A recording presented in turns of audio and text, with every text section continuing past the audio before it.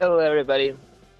Just had to pop on early since there's some of you here, and I went back to rewatch my commercial, and turns out I missed said award, and now I'm kicking myself because hopefully that doesn't disqualify me for being one of their finalists to get a callback because I just realized I said one wrong word,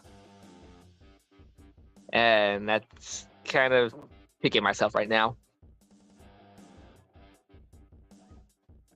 And yes, cartoons and collecting, that is a fun fact. That is really interesting. So we might just do an hour hangout, maybe do some trivia. I'll leave that up to everybody who shows up. And yes, I promise this is the last stream for now until maybe later on, after Ralph Lyons Fisher later on tonight.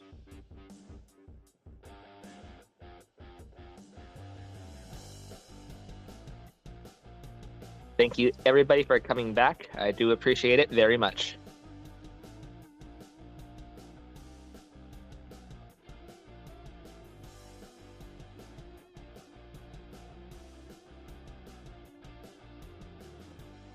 Yeah, cartoons and collecting. I was like, you know what? Let me rewatch my commercial. I should have watched it more before I uploaded it and sent the link. Now I'm like, you know what? That actually pains me that I said that wrong. And I thought I had everything right. And I was reading the script as I was watching the video, and I thought I said everything right. But watching it again just now, I'm like, wait a second. That shouldn't have been that word. That should have been a different word. Well, it could be a blooper. Maybe he'll get another chance to redo it. I'll redo it. Or if they're okay with that, that would be great too.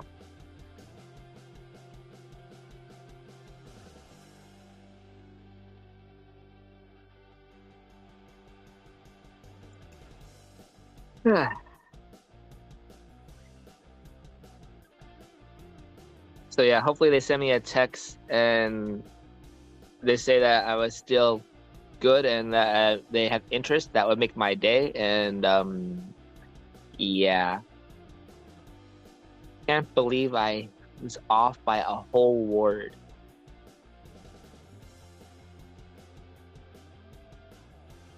But I won't know until next week. Apparently, I misheard that in the video too. They're going to be doing callbacks starting next week, Monday through Friday.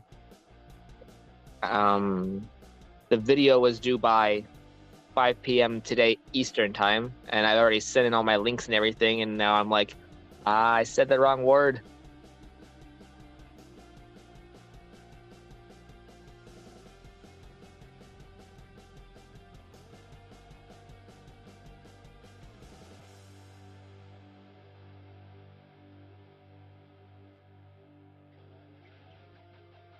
So what do you all want to do today, for this hour? Do you want to play some trivia? Do you want to come on panel? What do you guys want to do?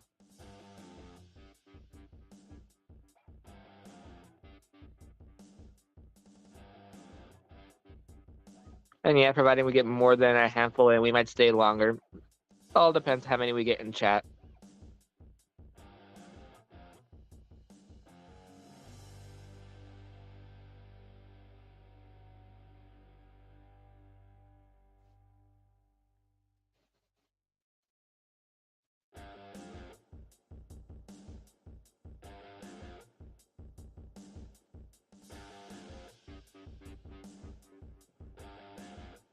Oh yeah, cartoons. Do you still have coins or notes you want to show?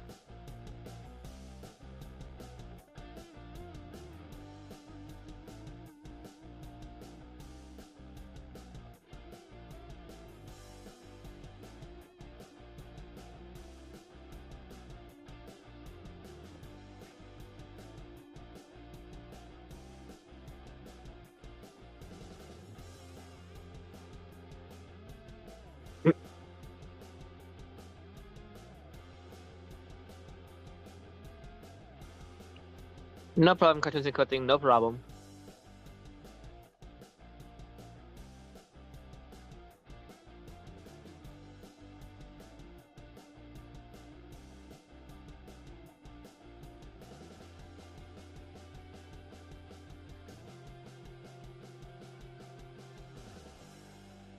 No mind. Hello, how are you? Welcome back. Good to see you.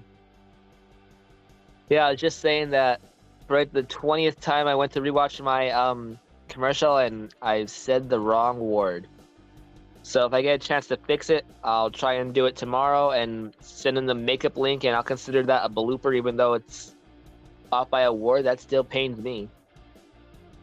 That might have hurt my shot.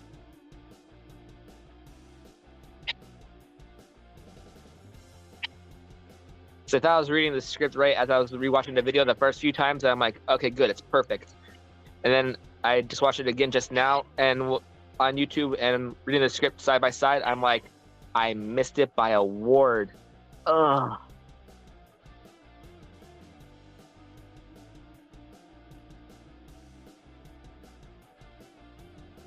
But yeah, we're gonna probably hang out for an hour, and we're gonna have Cartoons and Cutting come up here, and he's gonna show us some of his collection. That's gonna be very cool to see.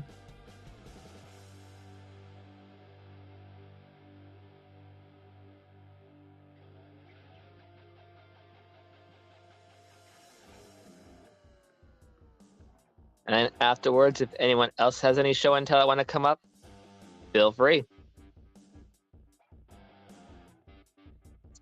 The StreamYard link is pinned to the top of the chat.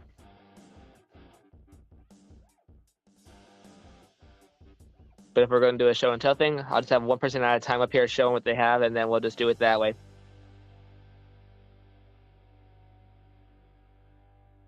But yeah, once again, thank you everybody for coming back. We're going to do we're going to make this a short stream, maybe an hour or so, depending on how many people show up.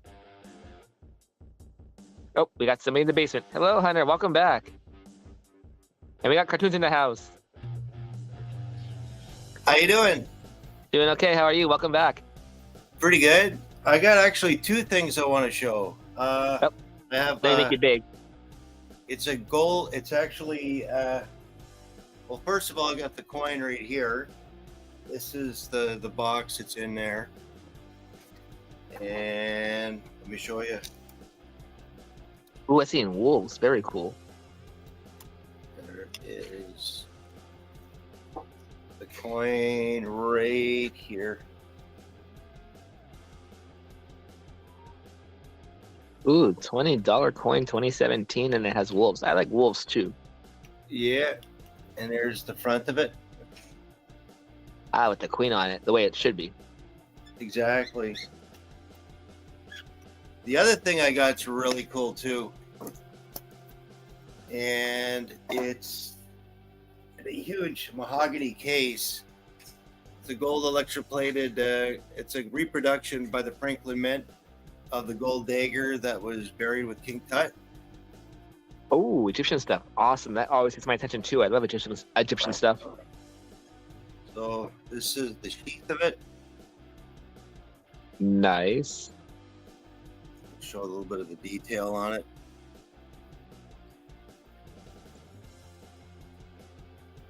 And even the front of it too is really cool. Yeah. Oh, it had hieroglyphics on it too. Yeah, it does. Well, it's made, it's cast from the original, so everything is to the exact specifications. There's the sheath of it, and there is the front of it. You can see all that. That is cool. And gotta be very careful. This is from I think it's from 1988. So they're really, really rare to find.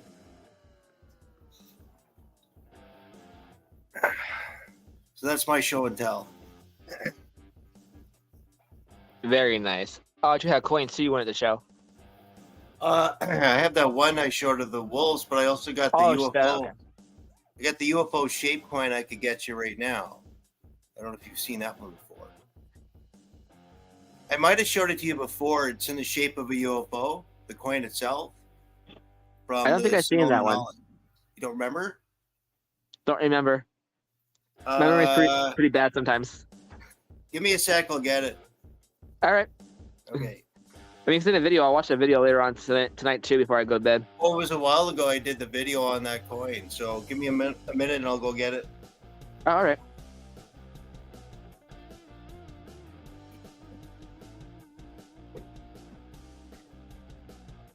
So how's everybody else in the chat doing tonight?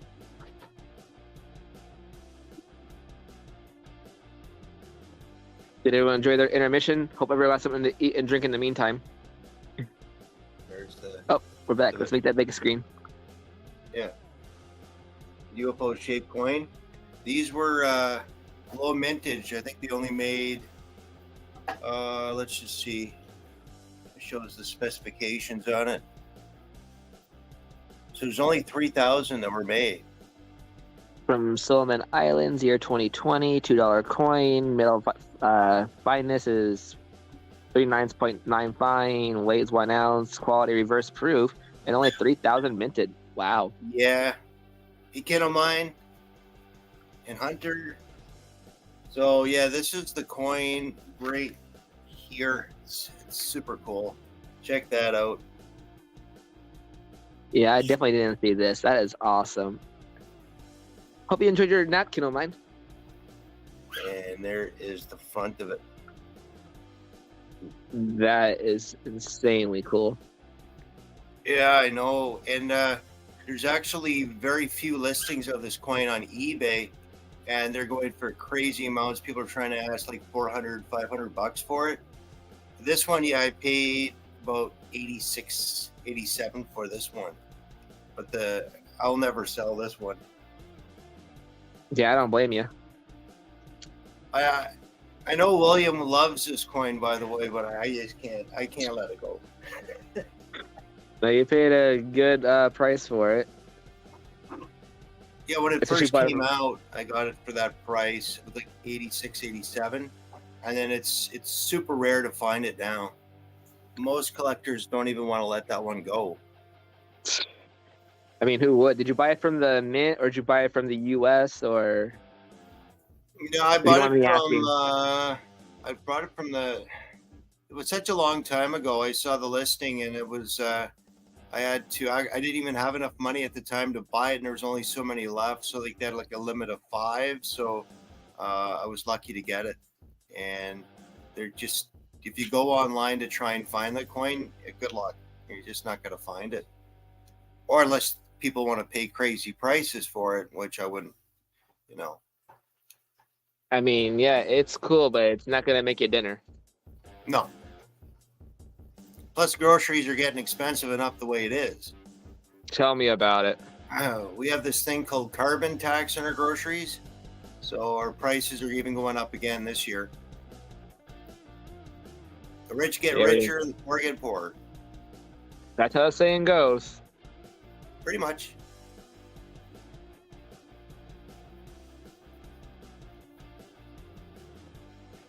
So I'm up for some trivia if you want to do a little bit of trivia or, you know. Oh, yeah, sure, absolutely. I mean, everyone's here. People want to do trivia. Let's play trivia. Yeah, literally, after I got done eating, I'm like, holy cow, it's almost time to go back on the panel again. That went fast. Yeah, I lost track of time. I was supposed to show you those coins, and you're like, it's like, whoops. I completely forgot about it. Yeah, no problem. And I was just in the middle of looking up that UFO coin right now, and I was like, you know what? I'm curious what they're going for. And I'm not. You'll be shocked how much they're going for. A lot more than 86, 87 bucks. They got one price for like 500 or some crazy amount. So like that's what it looks like. I'm gonna have to look later for that one because here's one graded. It's a proof 69 and currently on eBay for $279.99. Yep. That's graded too. Wow. Yeah. Like this one here. Yeah. And it's like 1 ounce of silver, but they're asking a crazy price for it. You know, I would never pay that much for it.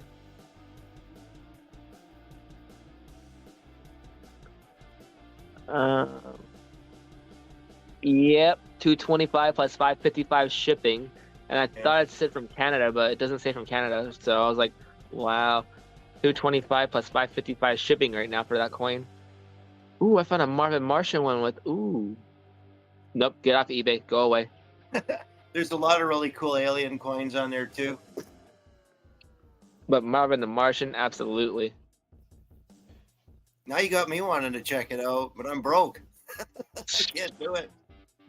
Yeah, it's $30 plus $30.99 shipping, and apparently it is I think it's a bid. But it's an Area 51 Groom Lake, Nevada Marvin Martian Alien UFO Challenge coin. Don't show me. Just don't show me.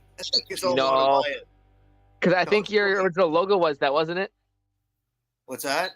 Was it one of your logos, Marvin Martian?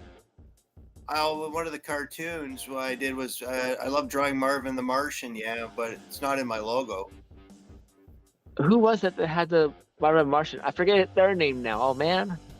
All right, let's see here. Let's find some trivia before we get into the buying spree that we can't afford. Anyways, I'm going to let you go. I'm going to go back in the chat, so. My birds are Alrighty. too, so that's pretty good. Well, it's coming up. No problem. I might come back up a little bit later tonight. Yeah, like I said, we'll probably do about an hour stream unless we get a bunch of people in the chat.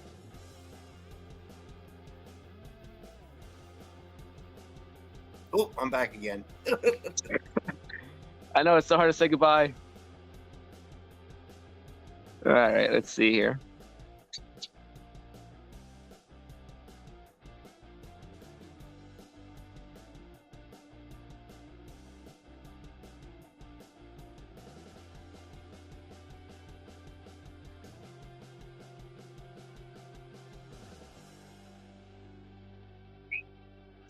Let's see.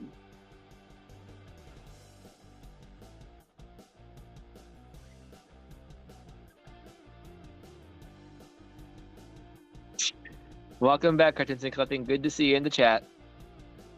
And yep, looks like pretty much everyone who said they'll be back is pretty much back. I think we're expecting, at least one more person, but I'm happy a majority of you did come back. I can't grammar. Oh boy. Let's see. Currently looking for a trivia question. Oh, and we got somebody in the basement. Who do we have? We have a Robert Worley. Can't Hello, grammar. welcome back. Can't grammar. Sounds like you're talking like Biden. Hey, Mrs. Kitchen Go Crazy. How are you? Welcome in.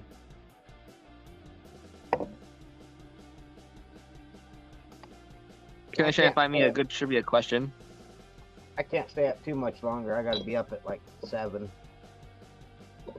Yeah, and time goes fast. Yeah. So yeah, that's why I'm making it a short stream because I know it's getting late on every coast, and I know people have to go to sleep. Let's see here. I can't mind.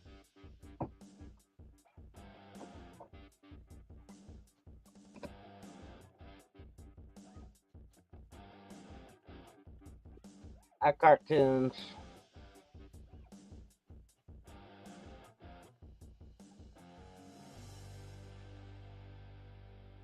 What is the longest river on Earth? What is the longest river on Earth? I know some people get that mixed up with another river, so I'm like, you know what? Yeah, that's a fun trivia question. I still think it's the Nile.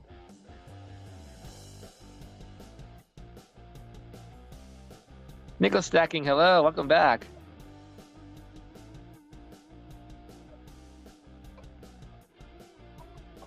Yeah, I gotta get off that tab because I want to buy that Marvin Martian round myself now. That's better. Keep in mind, I think that's where the difference falls in, is that the Amazon is the largest river, but it's not the longest. I think is how that works. Maybe that's how people are getting that mixed up, because I'm like, you know what? I know it's has a couple answers to it, and figure, you know what? That's a good trivia question. We'll have some fun with that one. Hello, Mrs. Scratch and Go Crazy. Yeah, I think that's how it is that the Nile's the longest, but the Amazon technically is the largest.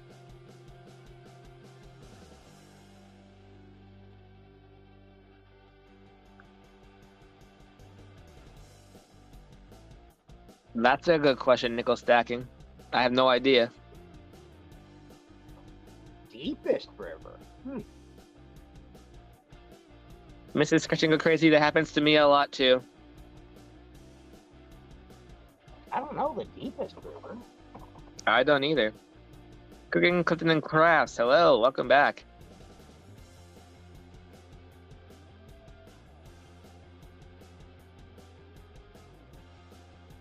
Yeah, put on a jacket. It's starting to get really cold down here. Oh, we got someone else in the basement. Let's see, who do we have?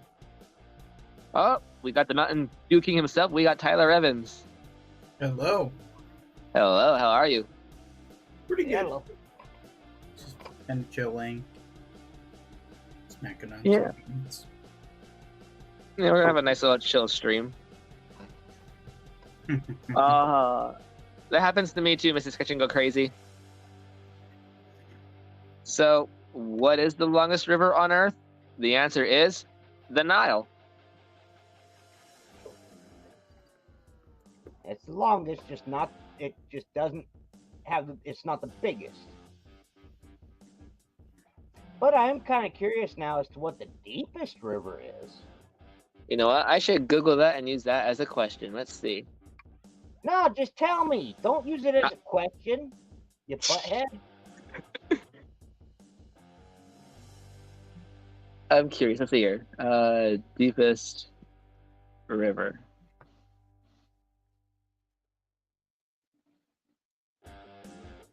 Where is that? Now, is that excluding something that's dammed up? I'm hoping.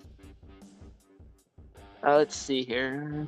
From its tributaries to the where it meets in the Atlantic Ocean, the massive river includes rapids, wetlands, floodplains, lakes, and swamps. It's the deepest recorded river at 720 feet or 220 meters deep in parts. Too deep for light to penetrate, the New York Times reported. Oh. The Congo, huh? Yep, the Congo River. Huh. Oh, it's in Africa. Yeah. You didn't know that? No.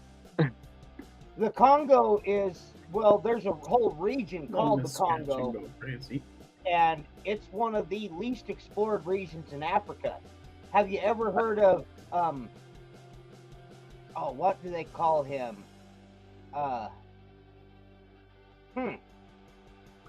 The Congo River is also the second longest river in Africa. Wait, second longest? Membe. Or is it Membe? Membe. Running for about 2,715 miles. That's a lot of miles. Something Membe. I'm trying to think of a term. Mokelo Membe. Is that it? Let me Google.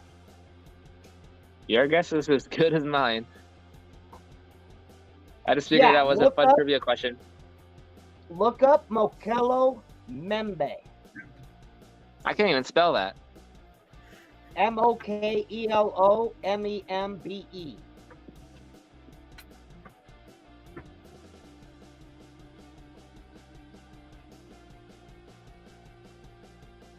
There's living dinosaurs in the Congo.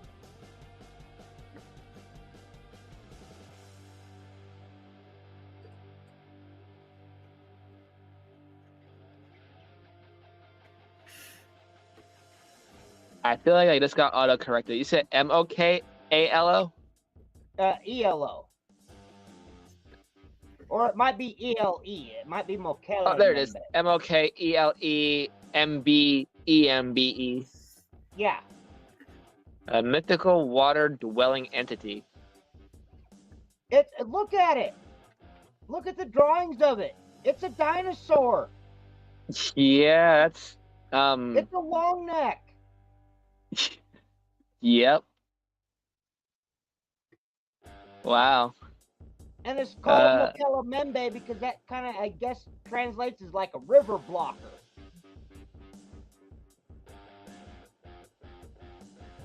They literally have dinosaurs in Africa still. I think they've got Interesting. them in parts of Asia. Because there's Uh, Indian temples that have Stegosaurus on them. Mukela membe is said to be a dinosaur of a species known as the sauropod. Yeah, it's a Sauropod. sauropod. Yeah, It's a sauropod. Sauropod. Yeah, I can't spell you. Apparently, you're reading. Ugh. It's Still basically living a in. small brontosaur. It's like a brontosaurus, but about half the size. Dwell in caves that have been washed out by the river in the clay of its shores of river sharp bends.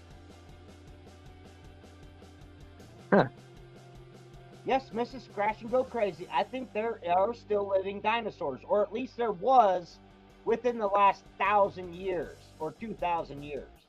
There was still a few. And I fully think that we've got a cousin out there somewhere like Bigfoot. There's on every continent, pretty much in I gotta every get off nation, here too.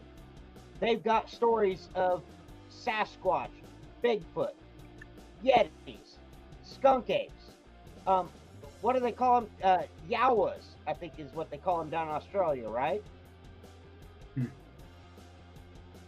Or something like that. But they're all across the world. There's stories of Bigfoot-like creatures.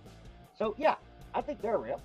I've seen flying saucer, or not a flying saucer, but I've seen UFOs.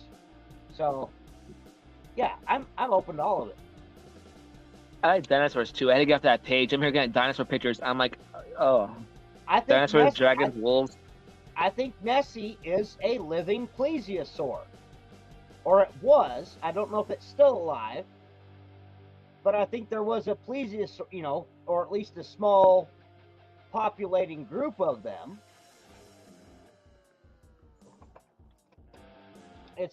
And that's like a megalodon.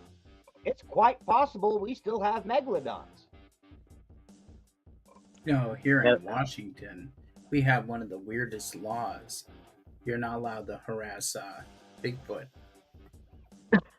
Yeah. Yeah. Well, now Wow. when it comes to Washington, now Mountain Dew King, that's right. You're in like Bellingham, right? Yeah, the Bellingham area. Yeah. Yeah. I'm surprised. I think you might have seen my friend at one point in time. I don't know. Yep. I think I may have. He plays in a lot of the local clubs, bars, whatnot. He plays piano. He's got his wife's a black chick that sings, and he's a pianist. Mm-hmm. So, I don't know if you've come across him or not, but that's my best friend in like the entire world. Anyways, Now that you think of it, I think I've seen him before because you probably have. the place I used to work at used to have like magicians come in and play music in our dining room. His name is I Ben think- Starner, and his wife's name is Mia. Yeah, I think he's came into the cafe I used to work at. I wouldn't doubt But it. it's been a while. But It's been a while here's the since. thing. been Here's about something that 4 I learned Sorry. when I lived in Washington as a kid. Mm-hmm. Now, the Pacific Northwest Native Americans, there's a tradition in their culture to where if they find like somebody dead, they bury them and they give them a name. And that name is never used again in their language. Mm-hmm. And there are something like 256 recorded names for Sasquatch. Sasquatch just happened to be the last one found dead and the last one named and buried by the Pacific Mhm. Northwest natives. But in their languages, throughout the tribes up there, there's 256 or something like that recorded names for that creature, which means they found at least that many bodies over the centuries and buried them. That's what really set it in my belief that, yeah, they exist. But, I've had family members that tell me stories of encountering, like, there's one here in Colorado. Mm-hmm. It's up by, in the Glenwood Springs area, Aspen area. We've got a Bigfoot. Mm-hmm. Yep. That'd be awesome. This discussion go crazy. You can tell me more ghost stories and stuff.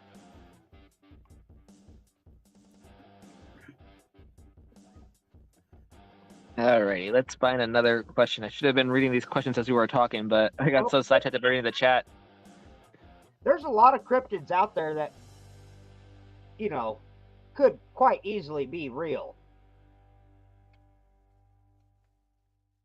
And, you know, there's just so much that science can't explain.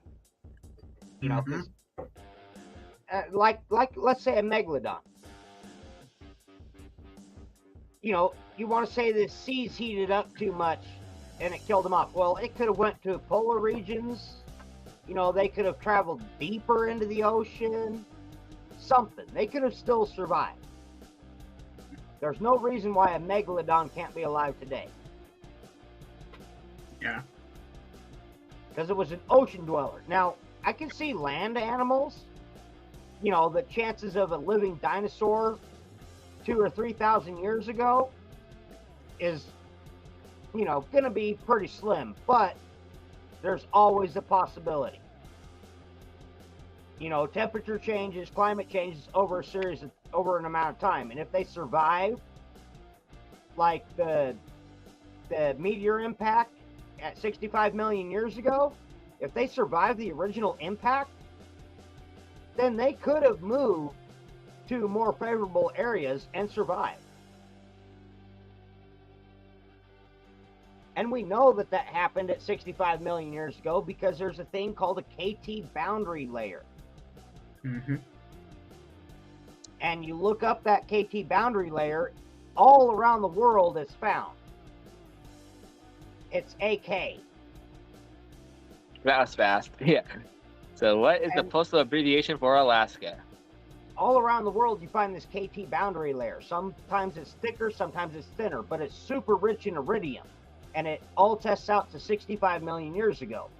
That's where science got its idea that there was a massive meteor strike in the Gulf of Mexico that created the Gulf of Mexico, basically, that killed the dinosaurs 65 million years ago.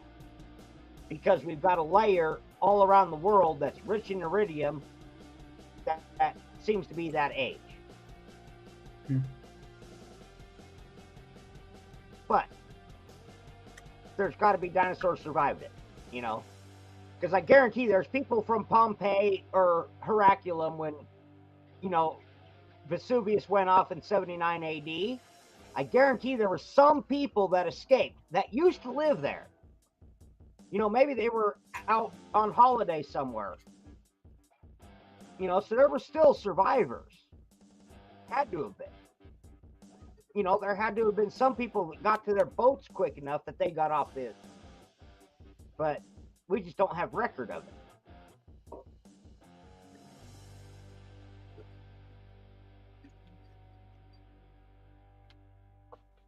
Well, just gave me an idea for a question I had to do a little bit of research on real fast. Okay, I'll use that question next. That's going to be a fun one. Oh, what you doing? Well, after this question, you just give me an idea of a thing I wanted to figure out. Quit using me for your questions, dang it. You give me the ideas. It's not my fault.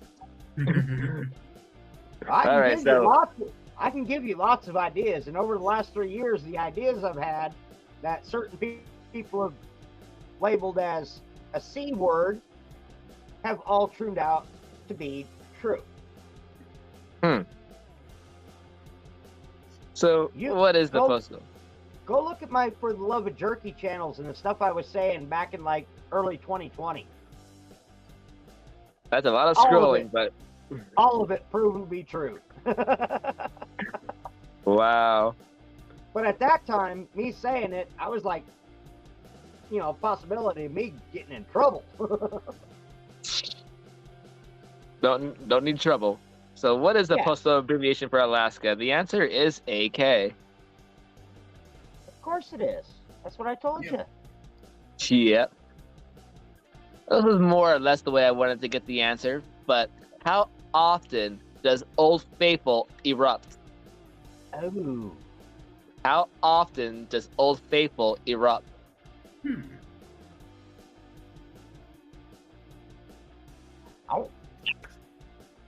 I want to say something like 2.5 hours. I'll give a clue. It's not a amount of time, it's a number of times. Oh, so I would I'll say word it that way. 10 times a day. That's going to be my answer. 10 times a day. So let's word it that way. How many times a day does Old Faithful erupt? We'll word it that way.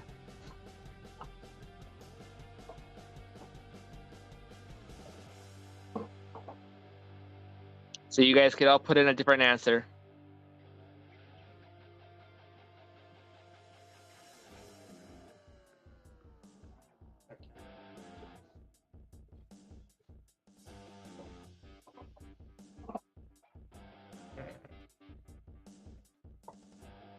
So we have Robert guessing 10.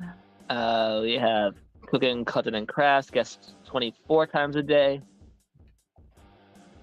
which goes back to every hour. Right. And I think Cartoons it's and about Code. 2.5 hours on average. That's why I said 10. Right. Miss Discussion Go Crazy says 15 times a day. Cartoons and Collecting also says 24 times a day.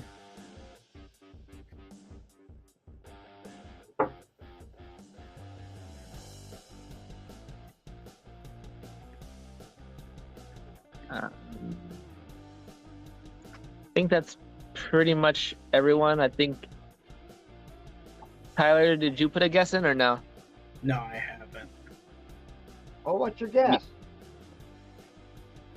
You don't have to type it in chat. Yeah, you can say it up here too. I would say every 35 to 120 minutes. So you're thinking like, oh shoot, 35. Let's say you're talking like 50 to 60 times in a day.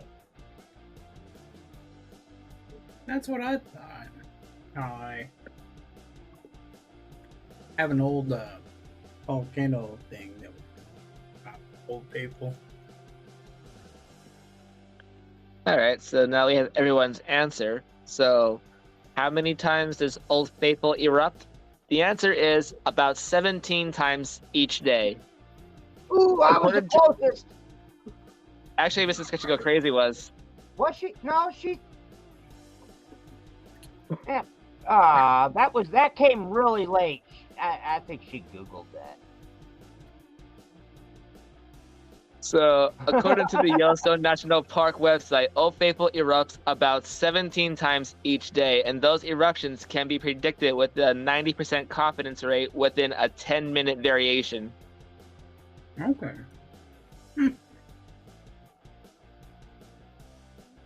That was fun. I like finding these random questions and everything. Zilla, hello, how are you? Welcome back.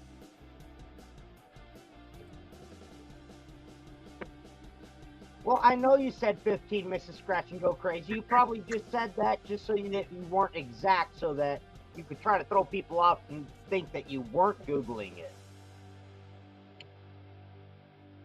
Just off guess it by 1 or 2, one way or the other, and you'll be safe. I know that mindset. I mean, yeah, she wasn't the only one that said that, because some other people said years up in the beginning until I reworded the question, because I'm like, wait, maybe I'm not wording this right. Because, yeah, up here it's every 7 years. Yeah, exactly. She was thinking it was 7 years. I knew at least that it was at minimum 2.5 hours between the eruptions. But there's another one I'm trying to think of, and I can't remember the name of the thing. Love you too, Mrs. No, wait, Scratch. that is it, because it's in Yellowstone. That has to be the one I was thinking of. But I think there's another one out there too now. Oh well.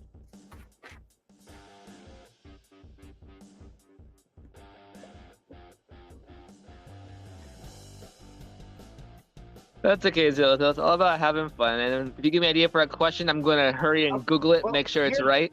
Well, here's a great one for you. What's the name of the dinosaur? The species name of the dinosaur sitting on my bookshelf. Can we see it? I mean, I've said it many times. Oh, I've name shown- of it. I thought you. Okay.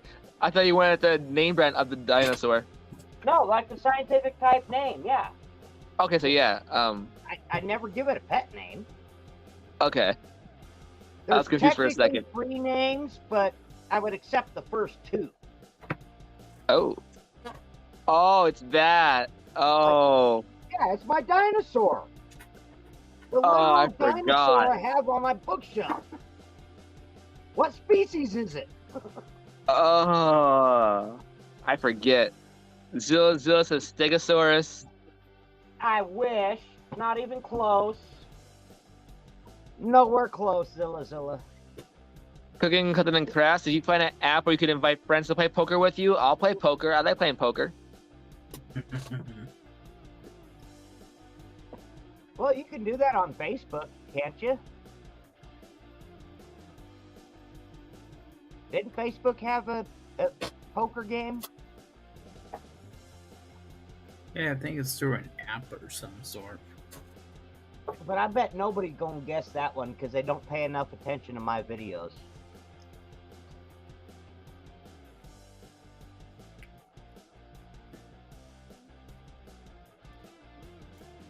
Okay, so Zilla says it's the bird that has a bib in Jurassic Park. Wait, what? Okay, This now I have to was- rewatch Jurassic Park again. This is before the family branch, but this is like a... You could think of it as a crocodile. I forget the term for the crocodiles. Cartoons in because it says pterodactyl. I know what you mean, cartoons and clothing. Nope, not a flyer. But that's the thing, is that those long, thin bones were really messing with me. Because they didn't go along with the plates, the scoots that I was seeing. I'm like, something's weird here. And I had to take it to the museum and get them to ask, get them to tell me what it was. Mrs. Scratching Go Crazy says, one of the flying ones. Definitely did not fly.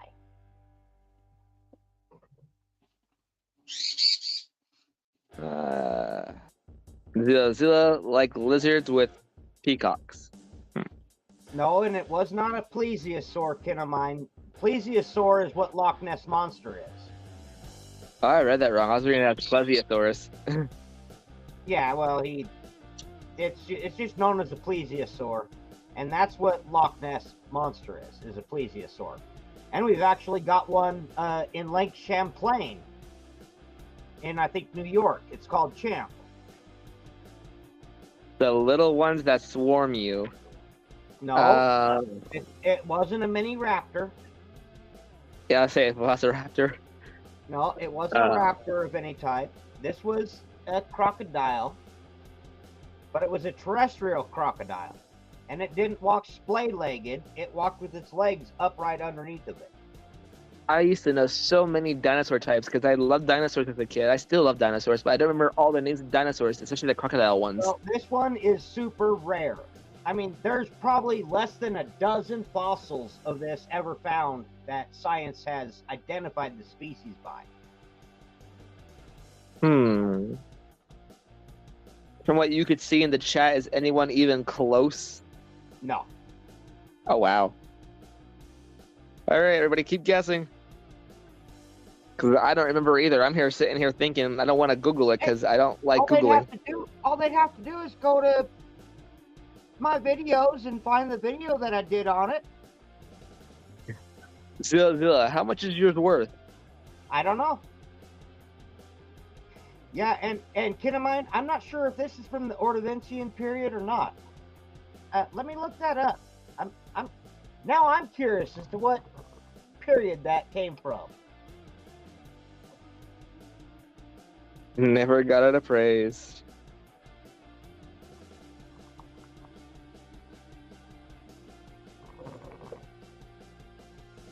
And then you'll have another short for your channel. It's like Hey, we discovered something new about this fossil. It's from the blah blah blah blah period. Well, I just Enigma. never thought to. I just never thought to look at that. I could see the kingdom ring, but this isn't telling me the period. Enigmatic. Way after says Kindle Mine. Oh, that's from the Jurassic. This is a Jurassic fossil.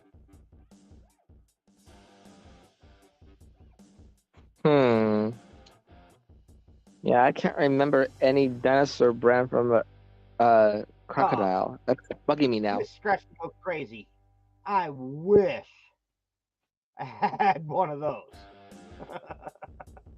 I can't begin to pronunciate that. That was the first feathered dinosaur that we know of. That would have been awesome. Okay, looks like we have to go back to Robert's channel, try and find the video, because I know he showed the fossil before, not a rock fossil. Yeah, and I've said what it was. I said the name on there. I'm sure I did. Yeah, I'm sure you did too, and I can't remember. I remember being on that stream though, because you showed it to us all, and I was like, "That's cool." Zilla, For sure, I was there. We've got a local dinosaur museum, and they really wanted this fossil, and they wanted me to donate it to them, and I'm like, "Hell no!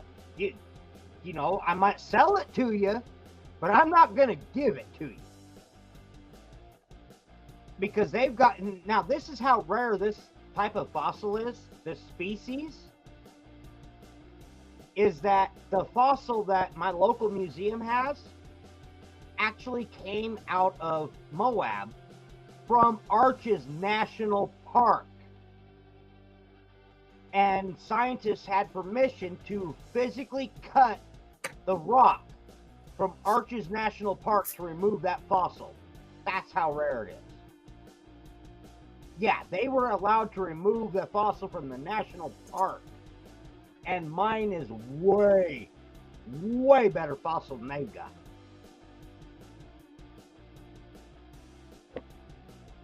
Cartoons and collecting. This fossil was found here in western Colorado.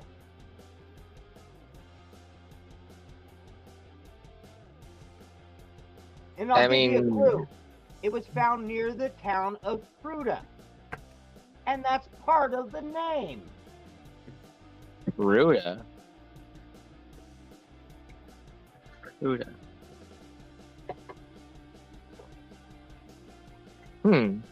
I think this just might be our closing question until we figure this out. No one Google it. No cheating.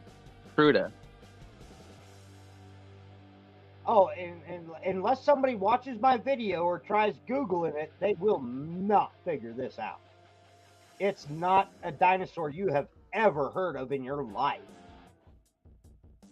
I'm almost certain I was at that stream when you showed this, and I'm not 100% sure if I was on that panel or not when you showed it, but I know I've seen you do this live. Almost 100% certain I heard you say this name too. And now it's just gonna haunt me. I don't want to Google it or go back and cheat. If anybody else wants to go back to his channel and look for the answer, go for it. But I don't want to do that. I want to sit here and think, rack my brain.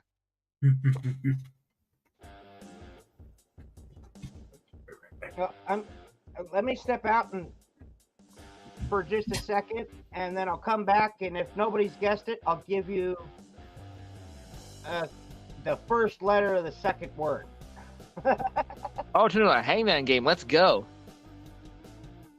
Everybody get your thinking cap on, paper and pen, or computer with a notepad or something to write letters down, and let's figure this out. Now, I'll make it even just a little bit easier. It is a 3-name total. If you got the full one, I don't know if I said the full name or not. So the first 2 parts of it, I would accept. But I'll say the first one was Fruta. The first part's Pruda, and it's a 3-part name. I'll be back in just a minute. Alrighty. So, Pruda something something.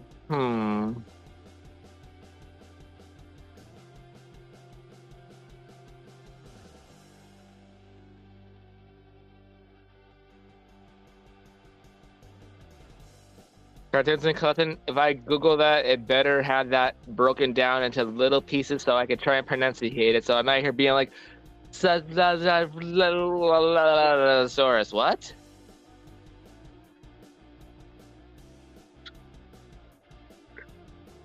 Come to think of it, almost everything ends in the source anymore. It seems like, if it's a really long name.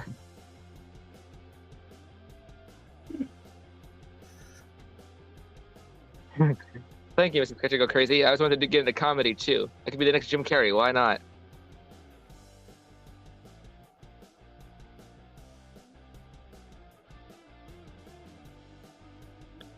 I just need one good topic and keep rolling with it, and then, yep.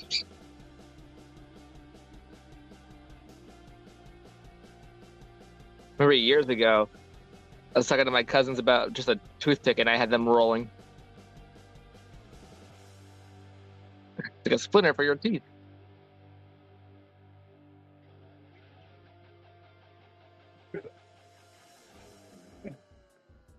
And I forget how I went on with that, but I went on for like 5 minutes with that, just one word.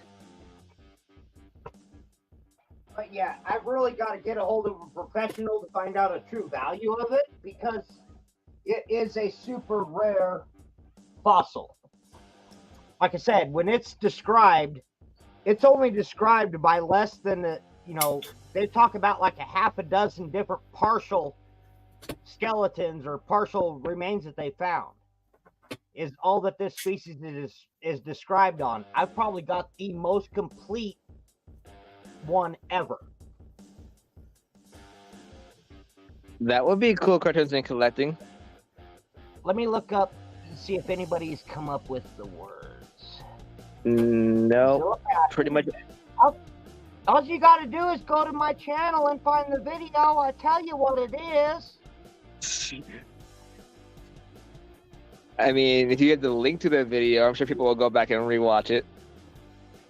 I'm sure I could find the link. It'd just take me a second. Yeah, I'm sure you'll find it faster than we'll find it. You type. Well, if you should be my friend on YouTube, you should be able to look me up easy. Oh, I definitely am. But like, computer, like I said. Well, actually, when I type in my name, it brings up some other dude in a suit and tie in front of something, and it's weird. Well, they're all pretty much. Okay, I guess I'm gonna go to. Well, everyone in here's a mod. All you have to do is click on your name. If you are talking in the chat, all you have to do is click on your name and go to your channel and look for the video. Well, I went to my channel on YouTube Studio and went to content. I'm still just sitting here thinking like, Pruda. Yeah, let me look. Let me scroll. And I know if I touch my computer, it's gonna do something stupid. It always does. I go ahead and try and open a tab, and then it freezes and opens up other tabs and clicks things. So I'm just letting it sit there and being good. Okay, maybe I did a short. Oh. Maybe it's on a short, not a video. Let me check. That'd be my luck. I go to your channel, look for a video, go through every video. It's on a short. Oh, it's on a short. It's on a short from February 24th of 2020. I wouldn't be able to watch it anyway because I would have the volume up. Wait, closed captions. I wonder if that would work on that video. Because I know it doesn't work on mine because I could be saying one thing and closed captions say something different. Yeah, February 24th, 2020. There's 114 views on that. Let's see. And it's close. I think it's titled Fossil Find. I mean, can't get more simple than that. Right?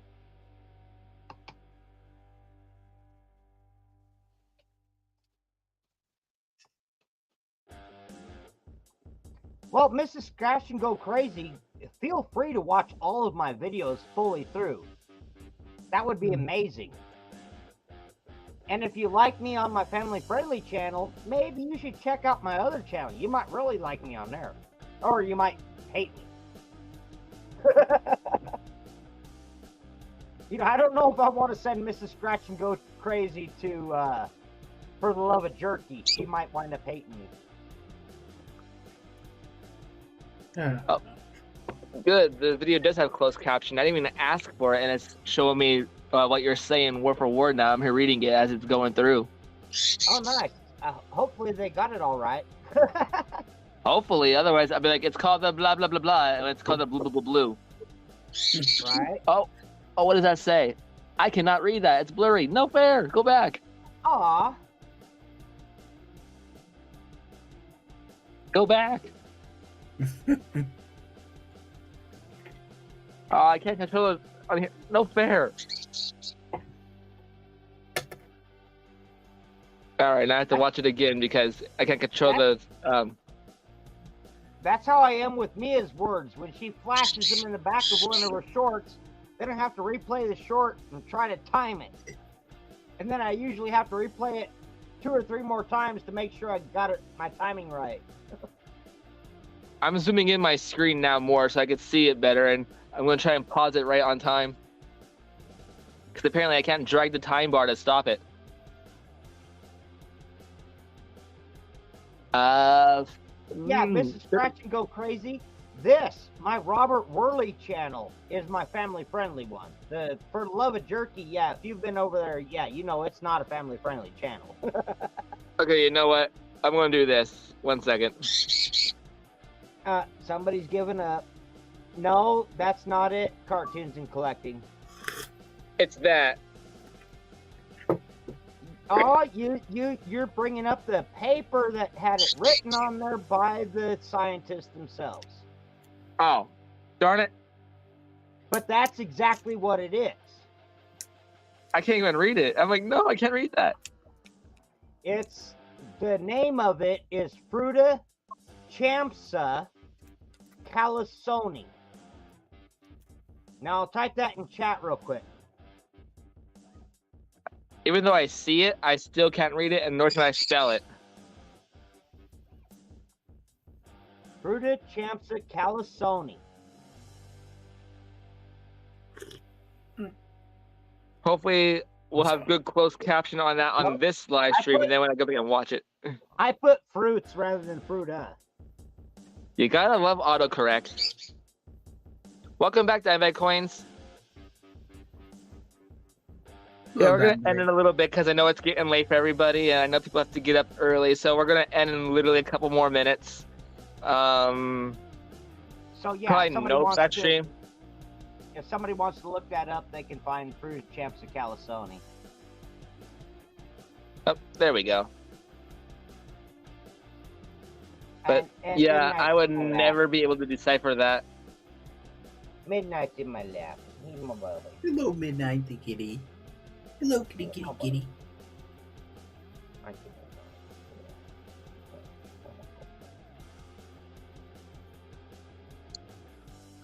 Go look at everybody. All right, let's refresh this. Oh. Well, now your short has 114 views.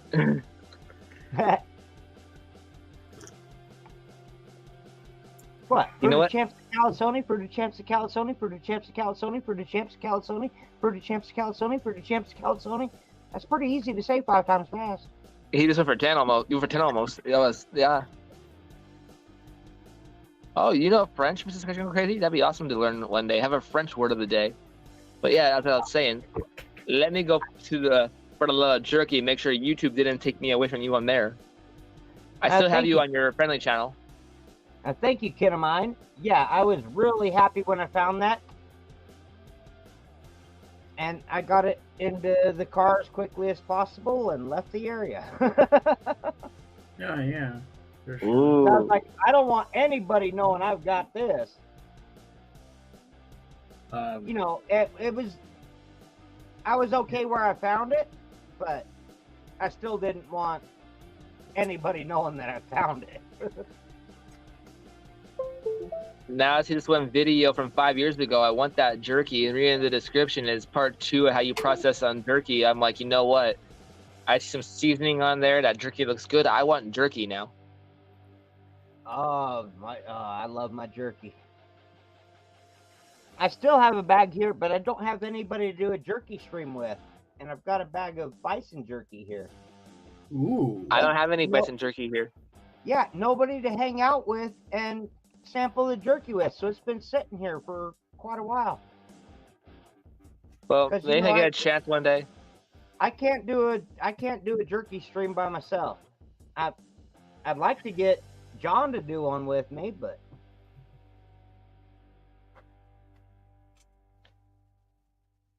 oh, that's Well, cool. things get better. Yeah. Once things get better for me, I'll have to come down your way and hang out, maybe do a stream and have some fun. Dude, you would trip out if you actually saw the stuff I had in my house and my collection. And then Jerky the or thing- ivory or what? well, everything. Oh. And that's just what I've gotten since I've been here. 90, I'd say at least 60% of my stuff is out in Tennessee in storage. Ouch. Yeah, I got all kinds of cool stuff out there.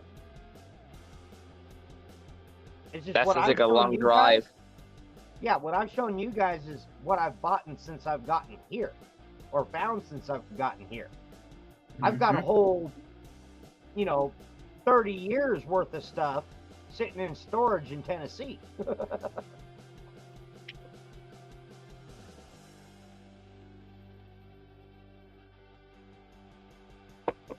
Well, maybe Yeah, I'll pop up again later on tonight after Rob, and we could do some more hangout stream. Kin of mine, this fossil, that dinosaur, that came out of the, I'm trying to think of the formation.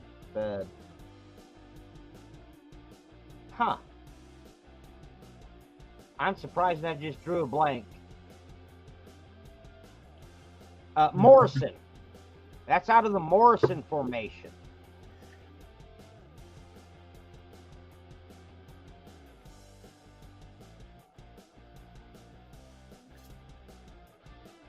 Yes, midnight. They can see your tail at least. I can't believe how fast time went. I know, right? Yeah, it's almost 2 on the East Coast. It's like less than a minute until 2 o'clock East Coast time. Where in Tennessee? Oh, Kin of mine, I was living near Jackson, Tennessee.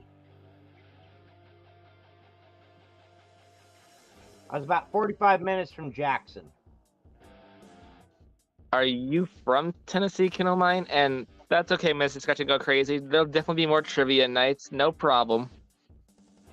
But this fossil was found in Colorado, not in Tennessee.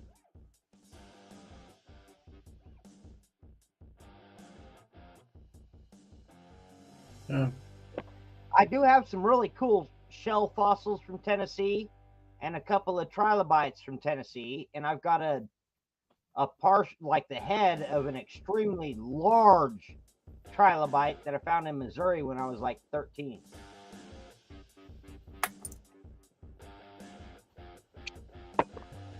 Let me just look at this card real fast. We'll finish this card, and then we'll, like I said, probably do another stream tonight. I've also got 5 cave bear teeth that I found in a cave in Missouri when I was a kid. All 4 canines and 1 molar. I got them in a metal tin somewhere here in my trailer. Oh, cartoons and collecting. Yeah, I love pet wood. I've got some really nice stuff. Speaking of pet wood, this is a piece right here that you can, you can really see really good detail of the wood. I'll make that bigger. On the top where I haven't polished it, you can still see, well, I can see the wood grain. You guys might not be able to see the wood grain of the branch. On the polished bottom, you really can't see it at all. But look at how, I mean, black and reflective that is when it's actually highly polished. Wow. So That was I've cool. got a really small, a single shot pistol that looks like a revolver, and I think I can split this down the middle and make a pair of grips for that revolver. I think this is big enough to do that with. And I think that would be super awesome. You know, it looked like a pair of black grips, but if you knew what it was, knowing it was petrified wood, that would make it so cool. That is cool. So I went through this card. There's like pretty much only one good semi-question left on this card. So we'll do that question, talk a little bit longer, and then we'll just call it a stream till later on tonight after Rob, and then I'll probably pop up again for another hour stream or something. So, what is the grammatical term for words that describe actions in a sentence? What is the grammatical term for words that describe actions in a sentence? That's easy. That's it. I mean, come on. I'll give him 3, 2, 1. Adverb. Yep. So you got a 5-second head start. Gotta give them a little bit of time to Verb. answer. Is it verb or adverb? I think it's adverb, right? Well, we got someone else in the basement, and we're about to end. But who do we have in the basement? We got Cartoons and Collecting. No, it is verb. It's Hello, verb, not Cartoons and adverb. Collecting. It's verb. I got some really Wow. cool pieces right here. Oh, let's make that What bigger. you got there, Cartoons? What you showing? So I got this one here is really, really nice. Oh, that's got some nice detail on it. That's good pet wood. Yeah. That's And a I got- nice. This Right. one's really cool because it has like a little mini geode on right on the end. Oh, See it the had a little hollow geode? spot that geoded. Cool. Isn't that cool? That's awesome. Well, those are And then I got this piece here. Oh, that's a Wow. beautiful segment. Isn't that nice? Wow. That's nice. Is that, That is opal? cool. Is that opalized in the cracks? I believe so, yeah. You could just, Yeah, it just doesn't have color. It's just common opal, right? yeah. But the cracks are filled with opal. Okay, yeah, that's beautiful. Yeah, those are nice pieces I got. They're at the, picked them up at the Gem and Minerals show down here in Sudbury, Ontario, and I just fell in love with them, yeah. I just love fossilized wood. Yeah, I love pet wood. That's always has a soft spot in my heart. And you didn't even know about that show till I took you. Yeah. Sure, I didn't even know much about it until Cookin showed me there. Well, I that's like recently- the. What's that, Tyler? Oh, you go ahead. I interrupted No. you. No, you didn't. I was It's just gonna. your turn. I was just gonna show this old Chinese coin. Oh, nice. It's nice. Have you ever tried to do a Google image search to see if you could find the year? Yeah, I have that app called CoinScope. I hear that what? app is a scam. You need to pay for it. I've got a coin like that too, but I've always been curious on the year of it too. Yeah, I've got Oh, a couple of old yeah. Chinese coins, and I've never looked them up either. I don't even know where they're CoinScope? at anymore. Yeah, that's not a. You don't have to pay for this. Then what's the Oh, app so- that they keep saying is a scam? I'm pretty sure that's the app. But you could take a picture. Well, it doesn't matter if it doesn't charge him, and he could take a picture of the coin, and it tells him what it is. Yeah, I think that's what misvalue the price of the coin too, though, or give you the wrong information or something. Because I had the app at 1.2 and they wanted me to pay for a subscription.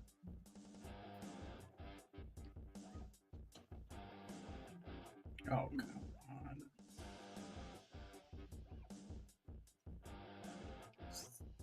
I've never tried an app like that. It seized up on me. I'm about 99.99% sure that was the app I tried with my coins too to try and do it, and some of the values it said was like way off. But here's another Yes. thing. Oh, what's Tyler showing? Let's make that bigger so we can all see.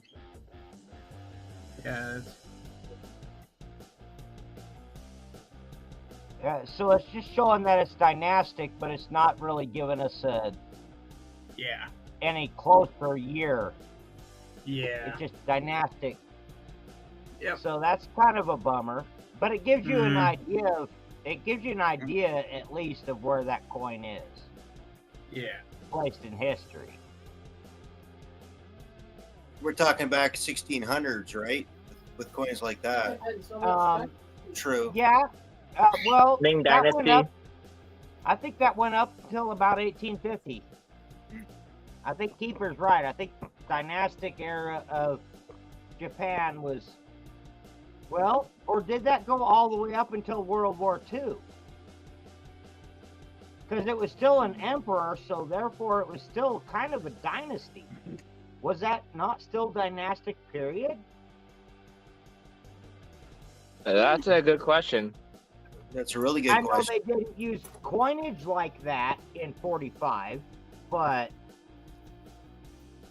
I think they stopped that kind of stuff in the early 1900s or the late 1800s when they had that square hole in the middle. But I'm not I'm not sure. I'm not really fluent with that style of coin. I don't I'm recall. I'm not fluent with anything anymore, even English. But When it I'm comes to curious. foreign coins, Sorry. no, you're fine. I'm what sorry. was that? No, I'm we'd rather curious, hear Robert. you than- Have you looked to see about getting any those coins you're talking about there? Oh, my brain's not working. What are they called? Coins? No, not. the dynastic. No. It's what you collect. What do you call it? Grading.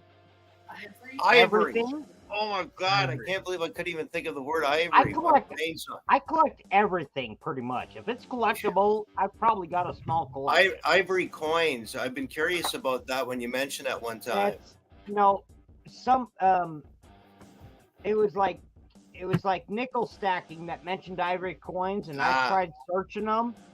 Yeah. And I don't know that it was ever actually used as a true coinage. Mhm. The few things that I've seen, and when I researched the pictures or the images, it was basically like a netsuke, kind of like this, where I've got this frog Yeah. on this side and this sandal on the other or whatnot. This is a little carved piece of ivory from Japan. Now, from what I've understood, those few things that I've been able to research and find, looking up ivory coins, were netsuke carvings. I've never seen a listing for actual legitimate coins that were ivory. Yeah, I've never heard of it either. Like it Yeah, was just I- new to I- me. So it's like that's kind of But- cool if it's real. I cannot discredit the idea because, kind of based on these two coins right here. Mhm. And you never know. Now, These are old school German coins from 1927, Mm-hmm. Oh wow, that's cool. and these are ceramic. Oh wow. So there's been coins of pretty much any material you can think of have been made in the past. But I don't think there was a legitimate coin that was made on ivory. And they valued it just like gold and silver, so they did value it in like a commodity, but they didn't have it as an actual coin, right? Is what you're saying. Right. Yes, it was still very valuable, Right. but not as a coin. Again, I think they might have used. It was almost at that point, because it was for sculptures and different things. Yeah. it was more valuable as ivory than if you made a coin out of it. Well, I kind of thought so too, because I didn't hear anything about an ivory coin, but Yeah, I tried looking, and the closest I could find was something like that Netsuki, like a carving of a stack of ivory coins, but I couldn't find any real information saying that there was actual ivory coins ever produced. yeah. I mean, ivory has been used as a trading medium, but it was just never produced in a coinage form. If that makes sense. That's like, Yeah, I see what you're saying. hell, I've got this Tupperware container right here. You see that? What do you think that is?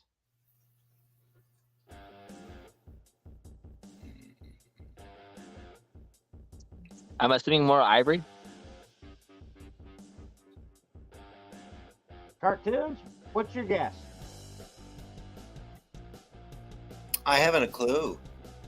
Hey, Taylor, Yes. what do you think's in this? Looks like coin related. I'm not sure. Go with teeth, Not maybe. coin, not coin related, but an Okay. old school form of currency, basically. Oh. All right, let's make it bigger so we can see it. What do we got here? Dried testicles? I got no Come on. idea. Somebody's got to get this one.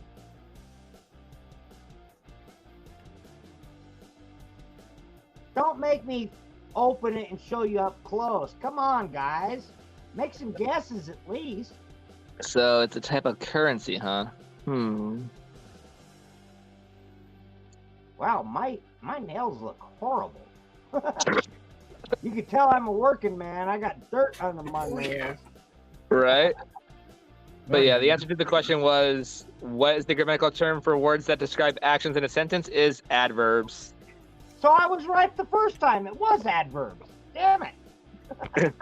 I'm supposed to see got my that one. banner. Yeah. I don't suppose there's rubies in there, is it? Nope. I'll pull that Wampum? back. What's wampum? Wampum.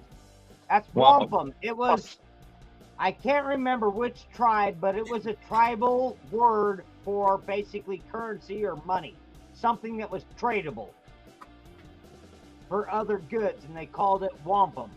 That was one specific Native American tribe, and I can't remember what it was. And no, Mrs. Scratch and Go Crazy, I wish. Yeah, that's not on this stream, unfortunately. These are family-friendly streams this year. But now what do you think it is? Oh, shiny. Now what do you think this Amber. box is full of? There I'd you say go. amber. Baltic amber. Yeah. That was fast.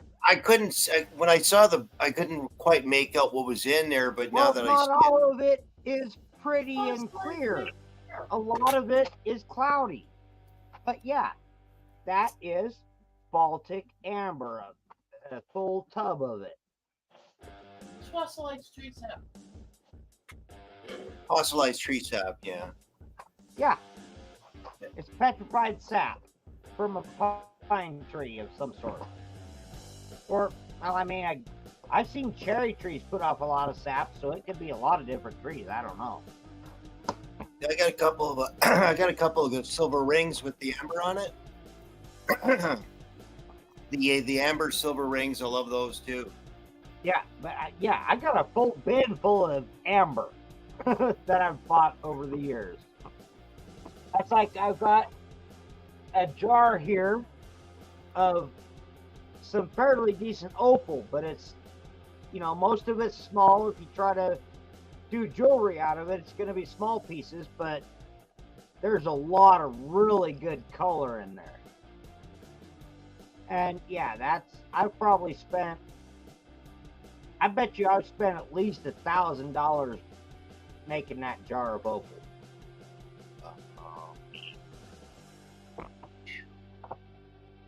You know, and I've Wow. got All the pieces money like I this spent on one. my currency album, thousands. This one, now, hey, Dragon Silverkeeper, may be big on this one because this piece under a camera is incredible. You are In large. person, it doesn't look as good. It doesn't look as good in person necessarily. But you see all these little purple and blue flakes? A tad. That's all in like pockets. And if I slab that off and polish it up, Wow, that is spectacular. and the color, the amount of color that is in it is absolutely insane. The purples and the blues and the greens. I mean, you can see that purple just running across the surface. That's nice. You know, of course, this eyeball, it doesn't, that's just ironstone. It's the layers in between that have the color. But look at that. Definitely cool and has some nice colors from this angle. See a lot of purple. Yeah, if I took this rock and turned it this way and I started slabbing slabs off of it, took 2 or 3 slabs off of this edge and polished them, oh my god. It would be amazing. This is a gorgeous piece. I bought this on an eBay auction that was just, you know, rough opal. And I looked at the pictures they had. I fell in love with the pictures they had. And I don't know, I might have paid more than I should have because a lot of it looks like that. When you're normally looking at it, it doesn't look like it's got a lot of color. Just kind of looks like whitish blue opal. But if I cut it properly and polished it and got that purple and blue to really pop like it does on that side, you know, the patterning that's on this edge is what's important. And when you've got that kind of a pattern going on, if you can get a good slab out of that, yeah. If I slab this off properly and polished it properly, I could probably, out of this one piece, pay for every bit of opal that I've ever bought on eBay. That one piece, it would be worth that much. Wow. But it was a nice piece, and I feel I don't want to touch it, so it just sits on top of my computer. I would just leave it the way it is too. Yeah. You know, it's like I know I've got a really good piece of opal there. You know, it's like I've got a dinosaur fossil that 99% of museums in the United States would die to have in their collection. And I've got it sitting on my bookshelf right here. And they have the nerve to ask to donate it. Shame on you guys. Yeah. That's like this was a gift. So, it's heavy. I won't get rid of it because it was a gift. Let's make it back to the big screen again. This belongs in a museum. I mean, it literally should be in a museum. And I guess it's in Robert Worley's museum. There you go. Do you know what a mono is? And mono? Yeah, mono, M-O-N-O. You know what a mono is? Something that sounds like a single thing, like one of something. Like a monocle is like a one-piece thing.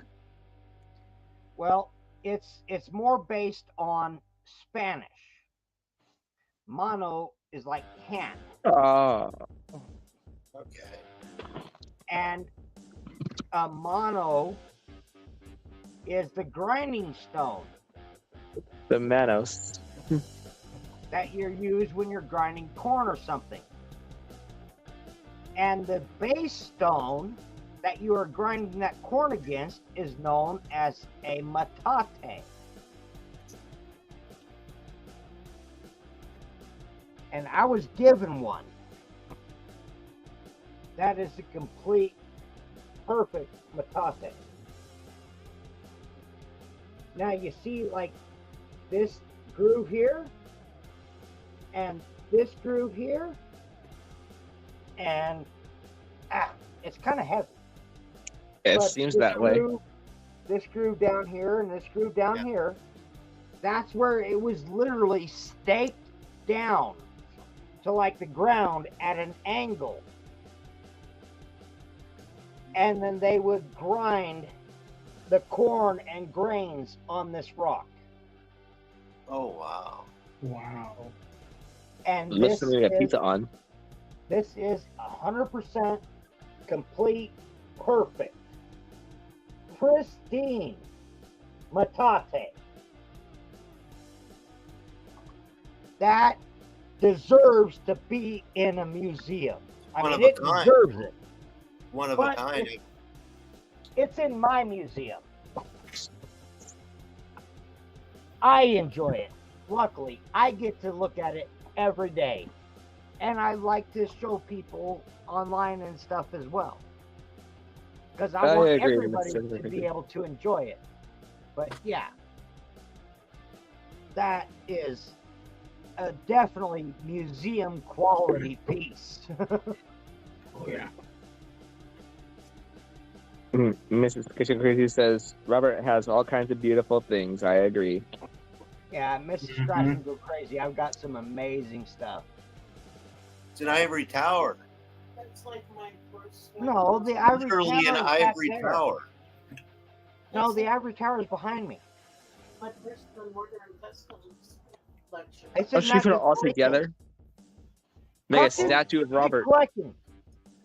Cartoons Yeah. and collecting. Have you not went and seen my videos where I show my ivory collection? Yes. I've seen add that collection. Ivory.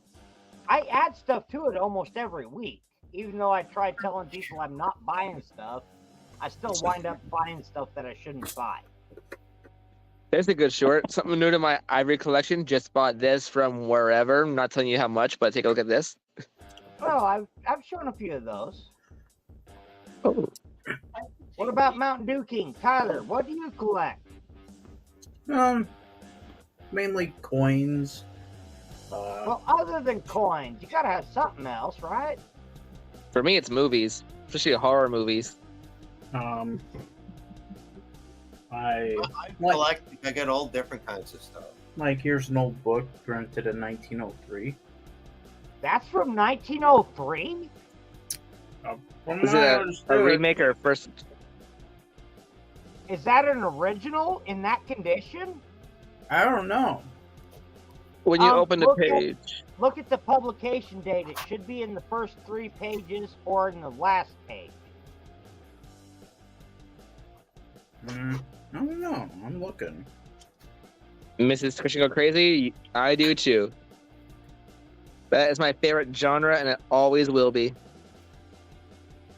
Oh, I'm glad. I'm not Mr. seeing Scratch anything.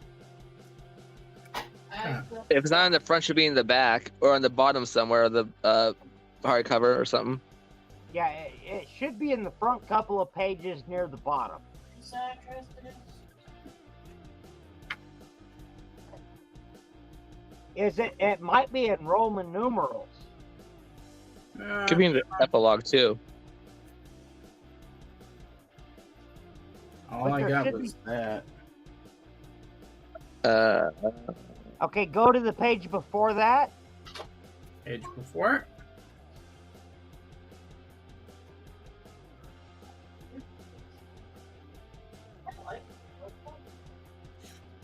Ooh, curious. Go to the page before that. Okay. Do we have a book specialist in the house? I don't know. I'm not a specialist, but I've got a lot of books. I wait for the movie. Ooh, that is curious. Yeah. That's really curious. I know, right?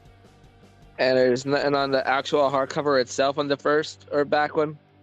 All I Let me got see. is Um, this, can you which do is handwritten. can That's you do a nothing. really close up of the end of the book near the binding, where like all the pages meet the binding? Near the back? Well, the top or the bottom? Yeah, the top or the bottom where it meets that binding at the back. Yeah. That's all I saw. No, like close the book, and either the top or the bottom of the book where it meets the binding. Yeah, show us a close up of that. Because no, turn it 90 degrees. No, the other direction. I want to see the end of the pages. I want to see where the pages meet the spine. Kind of like that. Yeah, like that. Yeah, give us a zoom up of the spine there. Oh, jeez, where's the cam? Yeah, not too many books have that either. That's at least 1940s. 1940s? I'd say that's at least, I'm guessing 20s is when that came out. 20s or 30s. Without seeing a date on it, I would guess 20s or 30s. Oh, I forgot about the coffee. Coffee Yeah. yet? So Coffee, I want coffee. Oh yeah. that book's probably at least 100 years old. That book really looks like it's 100 years old. What's the title of that book called again? I'm just gonna Google it if my computer lets me. Yeah, Achilles and Hector. ACILLES and Hector. No, now there's the thing. Agnes Cook Gale. Look up the writer. That would give us a good time period. But I'm guessing 37. Ouch. Step on something. That's just a wild guess. I'm guessing 1937 is when that book was made. Me too, scratch and go crazy. Here's my cup of coffee. Well, Cheers. By Angus Cookgale. Yeah, Agnes, not Angus. I thought I said Agnes. Angus is the male version of Agnes, okay? Yeah. I also. Hey, what's your raccoon's name, Tyler? Oh, that's Rocket the Raccoon. Just You named him Rocket. Okay. Tupac and Nancy kind of named him. Well, Stephanie named him. Yeah, Stephanie kind of named him. If his name's Rocket, now you got to get him some clothes and some guns. Because if it's Rocket the Raccoon, you got to deck him out properly. Get a jetpack on him. Exactly. You can't leave him naked. Yeah. Make him the Buzz Lightyear of raccoons.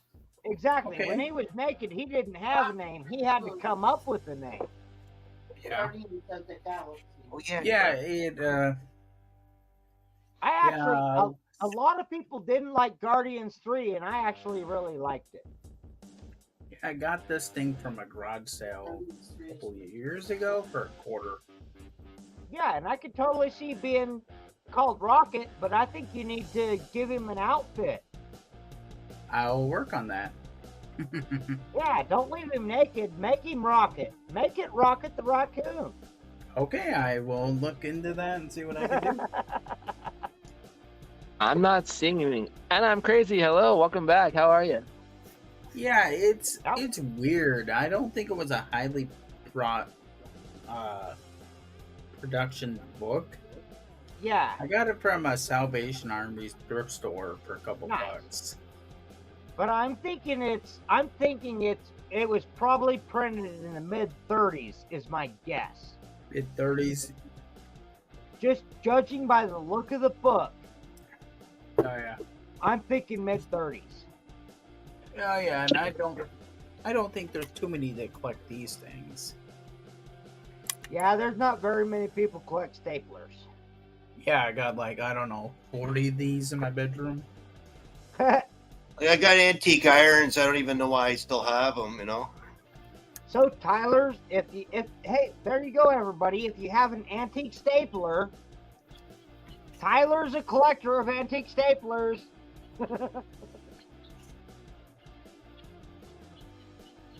No, I got weird shit like that. Sorry, I got weird stuff like that all the time. One thing I really like, that's, we were talking books. Yeah. I've got this one right here. That, if I remember correctly, Me too, Mrs. Scratching going crazy. I do love random see, things too. it was dedicated in 47. And don't worry, I will not be like William, who has 1,000 of these. You know.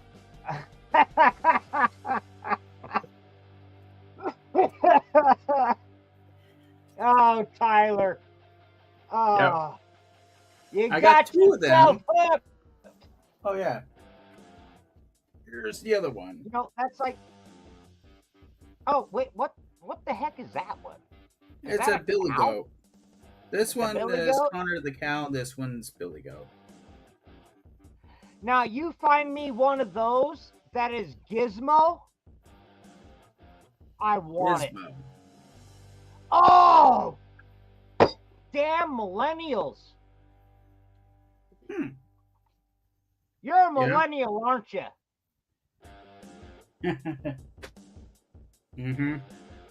Yeah, trust me, I will not be William to have the shelves full of these. But Tyler, That was Gremlins. Tyler, you're a millennial, right? I'm not sure. That means you did not turn 21 years old before the year 2001, right? Isn't that Yeah, the way that's it works? right. I turned 21 in 2012. Okay, so you are a millennial. Yeah. When did I turn 21 again?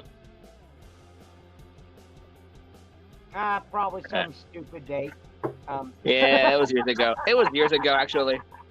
I got this. So what I Yeah. found. I got Mountain this Dew Harley King. Davidson hat. There was. Oh, nice.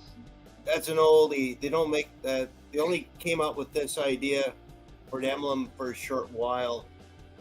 I haven't seen another one like it because everybody's used to the original shield, right? Where it says Harley Davidson, but I got this one here, which is quite rare. That's cool. So with Agnes Spofford Cook-Gill, apparently she was born in August 1873 in Illinois, USA. She died November 8th, 1957 at age 84 in Chicago, Cook County, Illinois, USA. Currently buried at Oakwood Cemetery, Chicago, Cook County, Illinois, USA. And then it gives them a memorial ID number, but I'm not giving that out unless you guys want to Google it yourself or something. But again, interesting. when does it say when that book was written? No, just so far I found out if that is her name, Agnes Spofford Cook-Gill. She was born August 1873 and then died November 8th, 1957 at age 84. She had a good run for that time period. Yeah. So, But I could still see that being put out in the 40s. yeah. I mean, or yeah. Somewhat. But that's like this one. See if you can look this one up. What you got? Peter Hopper's Limerick book? Because it doesn't have a date in it. But I love this book. It's got to be. It was dedicated to somebody from a wife to her husband in 1947. Wow. All right. How do I spell that second word again? Peter Pofford. How's Pofford spelled again? P-A-U. P-A-U-P-E-R apostrophe S. Can't forget that because people in their books. There once was a fisherman who caught bass. He had And I'm gonna say one of now. You're not too offended by a slight swear word, right? No. Okay, and it's really not a swear word because of its usage. Is it like a game? No, but Oh. one of the poems or one of the limericks in this book really caught my heart. It says there was a young lass in Madras. You know, if you're familiar with Spain, you know Madras. But anyways, it says there was a young lass from Madras who had a magnificent ass. It wasn't rounded and pink as you probably think. It was gray, had long ears, and ate grass. Funny. That's a limerick. Yeah.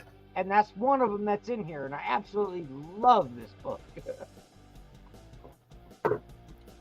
Most limericks are a little dirty. Yeah. Yes, exactly. Most limericks are a Yep. little bit dirty, as a rule. Or at least they've got double entendres. Okay, so apparently in 1955. Well, I know it was produced before that because the dedication was in 47. So it couldn't have come out in 55 if the dedication was in 47. So that's got to be a reprint.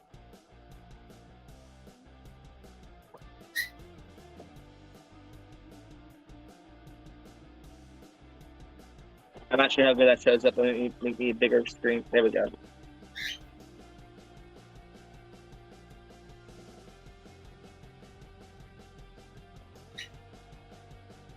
Then that doesn't make any sense. How in the hell could the dedication on the front cover be Merry Christmas to my husband, 1947, if it came out in 55? Time traveler. I have no idea. Time traveler. Has to be. It's literally Merry Christmas to my husband, 1947. Easily readable if you're not stupid and can understand cursive. Very first edition. This is Like the actual writer's edition. yeah, and there's no publication date in it anywhere. That's the only date anywhere in this book is the dedication. And when you look at where the date would normally be, is 2 pages. I mean, you turn the first page, it's completely blank. You turn that page, and you get this Peter Popper's Limerick book, right? And a collection from many sources, illustrated by Herb Roth. Right down below that is where you should see the date of publication. It's the author's edition, according to my wife. That's what she's saying. It's the author's edition. And then you turn the page, and it's dedicated to the memory of those we did not dare print. Because there was limericks that they were afraid of putting in paper. So those 2 pages should have been where the date was. So, yeah. What's your wife saying? This is like the actual author's print that they had done out of their own pocket to try to sell the book? Yep. Damn, I wonder how much this copy might actually be worth. It's a one of a kind. Being The only that one it's in the actually world. Dated in 47. Mhm. What's that? 8 years before it was officially published? Almost a decade previous to its official publication?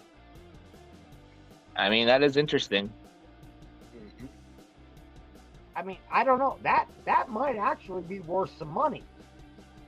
To the right And- collector, yeah. And you get it approved and appraised and all that stuff, yeah. And I just got it because it was a cool old book. I saw it was an old book, and that was one of the first, like I said, limericks that I flipped to was that, young lass in Madras, and I was like, oh, that's hilarious, and I got it as an Definitely worth auction. getting appraised too. I would get that appraised if I had that for sure. I don't know of anybody here in Western Colorado that could do rare book appraisals.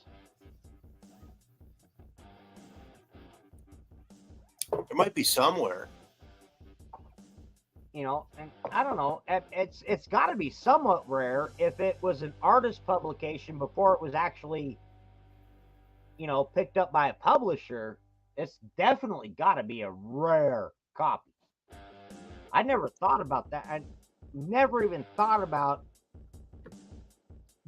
the writer, paying a publishing company to print a small amount of books, to try to spread them out and get the word out.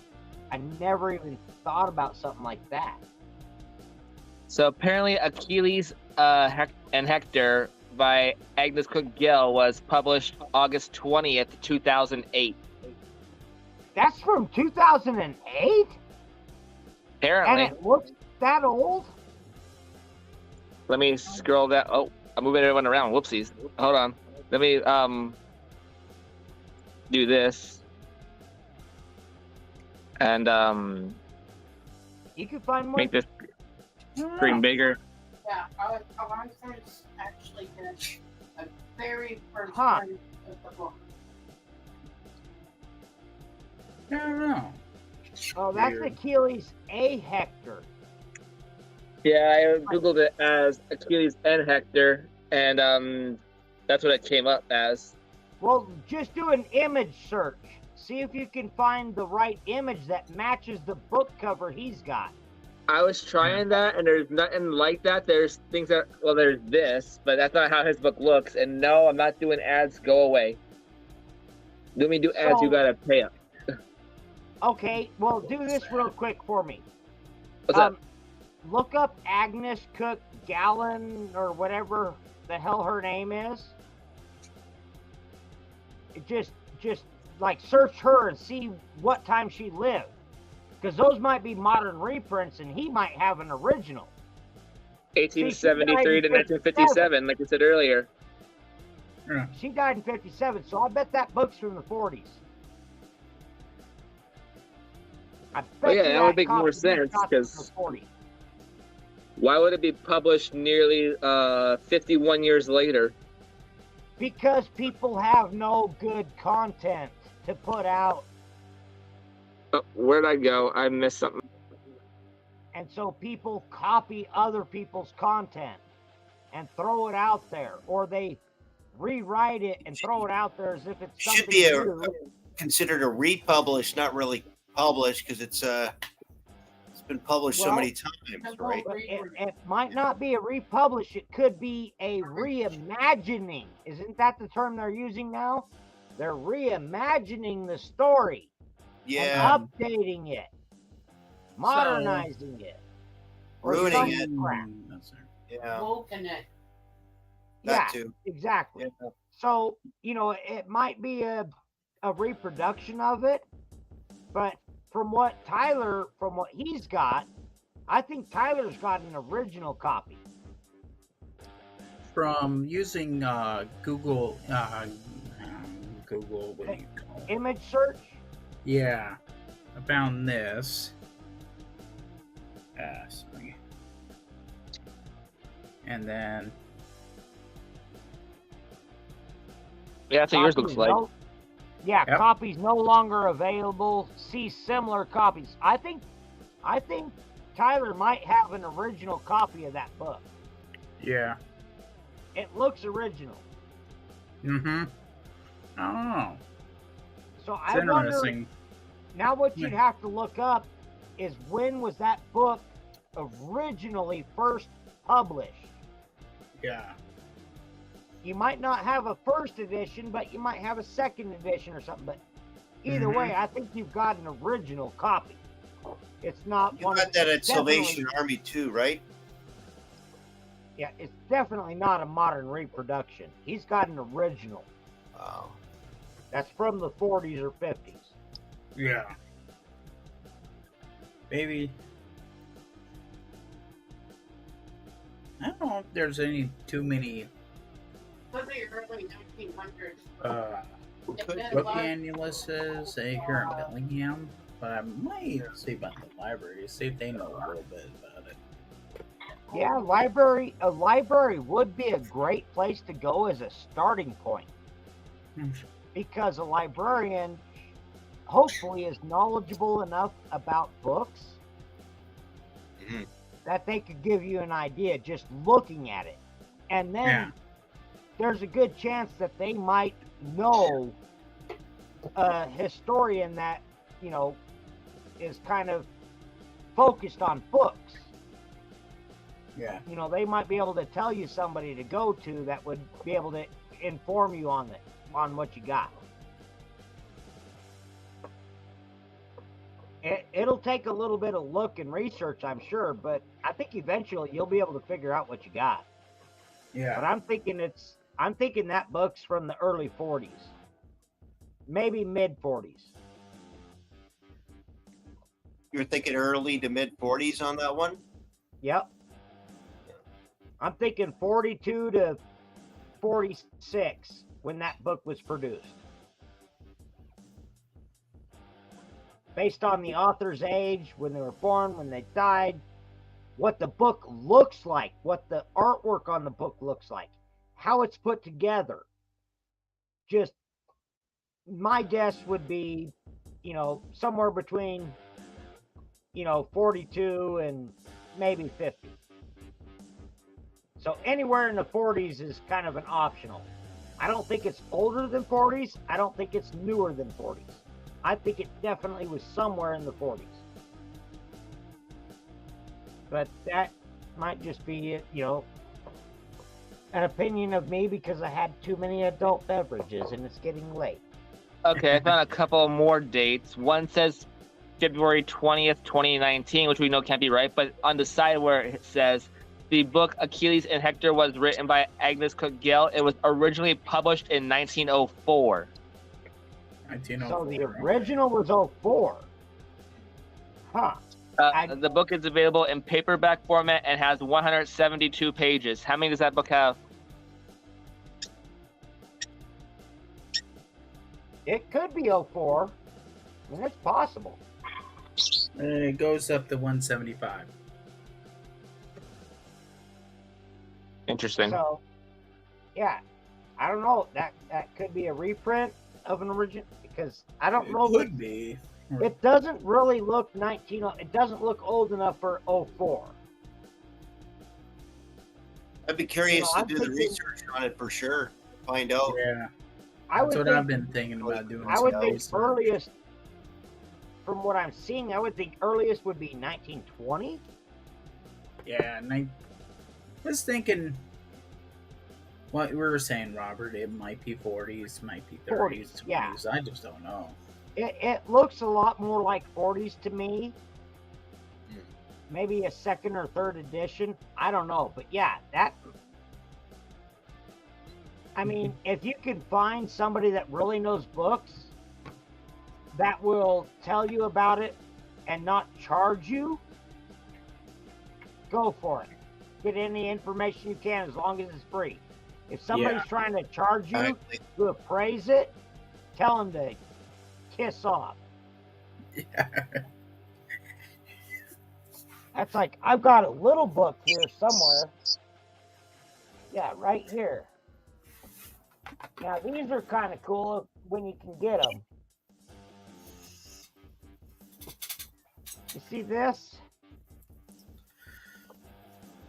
This is kind of like a pocket novel. Yeah. Like a salesman sample, right? No. No. This was the common version that you could get at the time. And it's English classics, explanatory notes, Henry VIII. Mm-hmm. Right?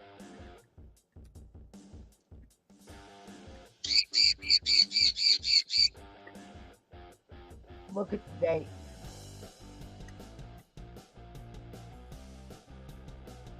Ah, come on, stupid camera. That's 1884. Nice.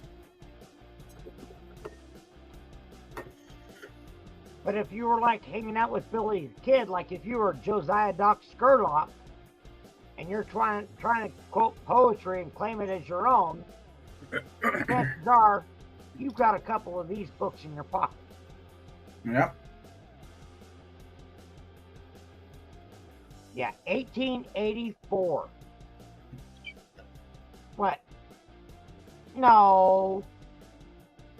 Not this. Was it? Miss Scratch and Go Crazy. If this was actually, if Doc Holliday had this in that movie, show me a clip, send me a clip, please.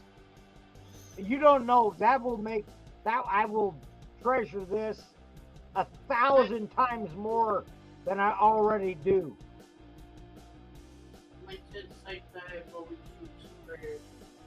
If this book was actually in the movie, if they show that Doc actually owned this.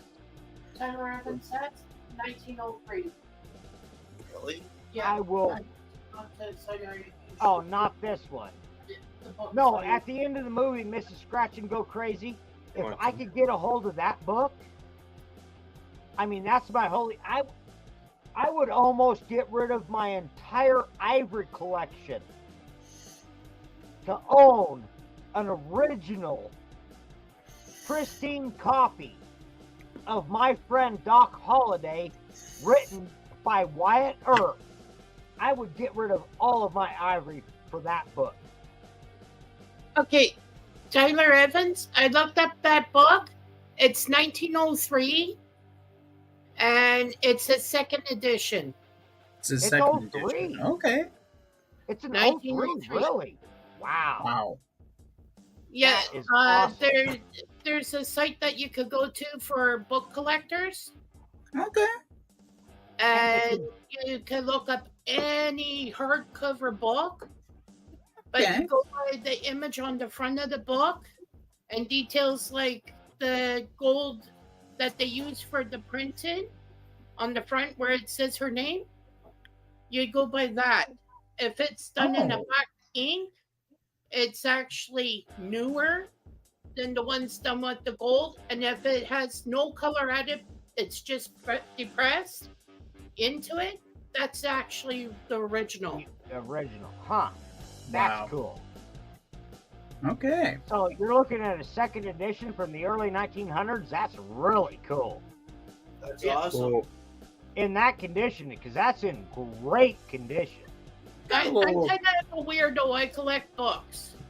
Okay. Well, thank you Well, for the what do you- information. Old, What do you- old ones. Right, Oh, what do yeah. you think of this one? Oh, that's cool. See, that would be a really old one because it's just depressed, and that's that blackness on it. Yeah, They no. oxidized it with silver. Literally, it's 1884. Yeah. Yeah, they oxid. That black isn't actually ink. That's oxidization of silver. Yeah, this The was... silver to color it black. Ah, okay.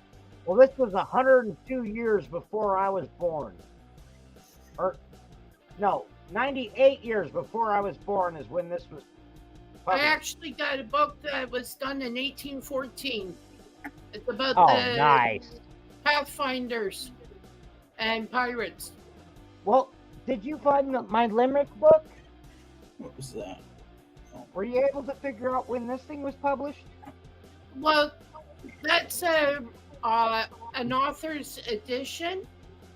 You can tell because there's no picture on the cover. It just says the title of the book. Yeah. Where the author's edition never has a picture on the cover. And when I open the front cover, it's got, you know, what it was addressed to, and then a blank page. I turn the blank page, and there's another blank page. Yeah, that's so if you want to write a long dedication to someone, you can write it on those pages. Right. So you're thinking this is an author's copy. That's an author's edition. Oh I wow. wonder when that was made. Probably would have been shortly before it was written in the cover of by the author. I think I seen something saying like 1923 or 1925. I forget now. Yeah. Well, this was 47 is when it was dedicated. When whoever wrote the dedication, and I can't read the name, but it's Merry Xmas to my husband, 1947. Who wrote the book? Can you find that? Because it says a collection from many sources, illustrated by Herb Roth, but it doesn't actually say the author's name. I don't think I found anything on The that. author's edition. They won't put the author's name in the author's edition because it's their copy of their book. And see, I don't know that much about books. I wish I did. Hardcore, hello. How are you? Welcome in. I was just getting ready to end, but we're talking about books right now. Yeah, Hello, it's Hardcore. pirates and the pathfinders, pretty much the explorers. So Hardcore wants to see. This is probably a pretty rare book, then, I'm guessing. Yeah. Usually the author keeps that or gives it to a really trusted friend or a family member. That Well, would like I stay- said, it was. Usually it stays in the family, yes. Yeah. Well, like I said, when you open the front cover, it's Merry Xmas to my husband, 1947. And then there's a signature there that I cannot read. Dina? Looks like it says Tina. Tina or Dean? Yeah, Tina maybe? Yeah, that's what it looks like. Oh yeah, no, hardcore. Yeah, it's not in the best of shape. It's an older book, you know. Oh yeah. That's definitely. But you can see by the way that it was built and the webbing there. I don't know if I can. Yeah, I'm not gonna make the camera focus, but it's definitely a very old book. You know, I was thinking 20s or 30s, but 47 isn't really out of the It was- range. Probably written in probably 44, maybe even 43. But yeah, if that's an original copy, I mean, Yeah, uh, that's You know, the actual author's copy of the book. Wow, that's awesome. okay, so you're saying this is a one of a kind, 100%. Yeah, that's one of a kind. They would get Like- one book that's for them, and then all the others will have their name, the year it Have the was dates and the printed. names and the publishing company and all that in it. Yeah, that's just Okay. a copy, so they can say, "This is what I wrote." Oh wow. And usually it just gets passed through a family down the line.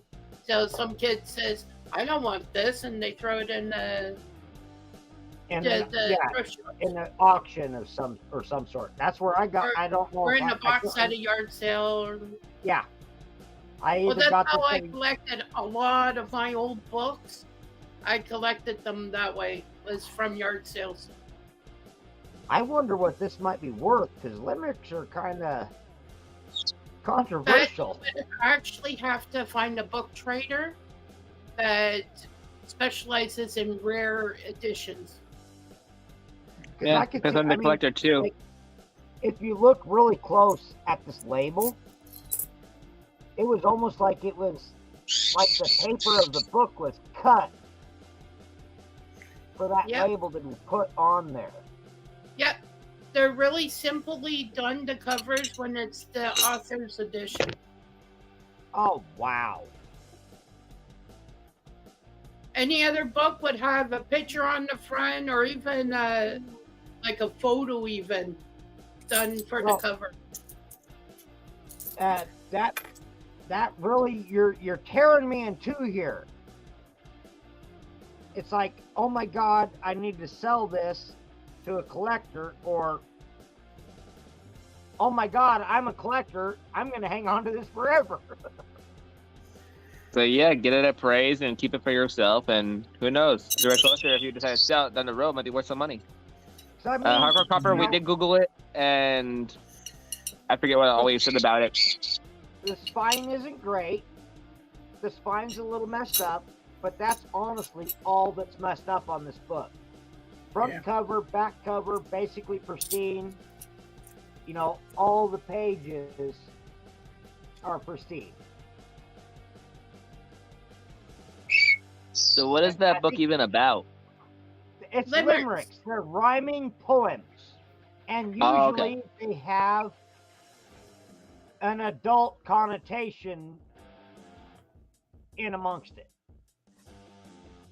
Usually they're pretty dirty, the rhymes. I Oh. was trying to be nice and said adult connotation. I was trying to be mature about the subject. But yeah, and some of them can get kind of vulgar. No, Depending Hardcore on- Copper, when they're an author's edition, they're actually worth a lot more because they're a one of a kind. They're a very first edition. Like, there's no editions before the author's edition. It's Yeah, the pre-edition. Yeah, it's kind of like the printing company will print it out and send you one copy so that you can go over it and double check it and say, yeah, you're good to go. Go ahead and print them.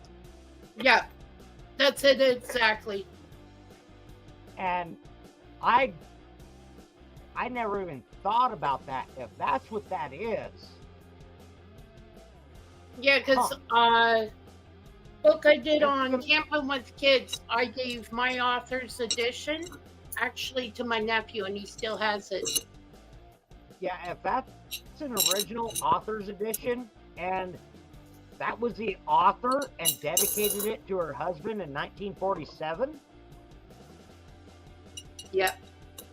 then yeah, I'll never get rid of it. I'm sorry, I'll never get rid of it. I wouldn't either. I mean, I'm a collector, and I've had it just, you know, for one or two of the limericks in it that I really love. You know, like I said, I got it at like a flea market or something. And I opened it up, saw that, you know, it was these crazy, you know, rhyming poems or like a song verse type poem that was kind of dirty, trying to keep it a little. I was like, oh, this is awesome. And I saw it was a really old book, and I took it home with me.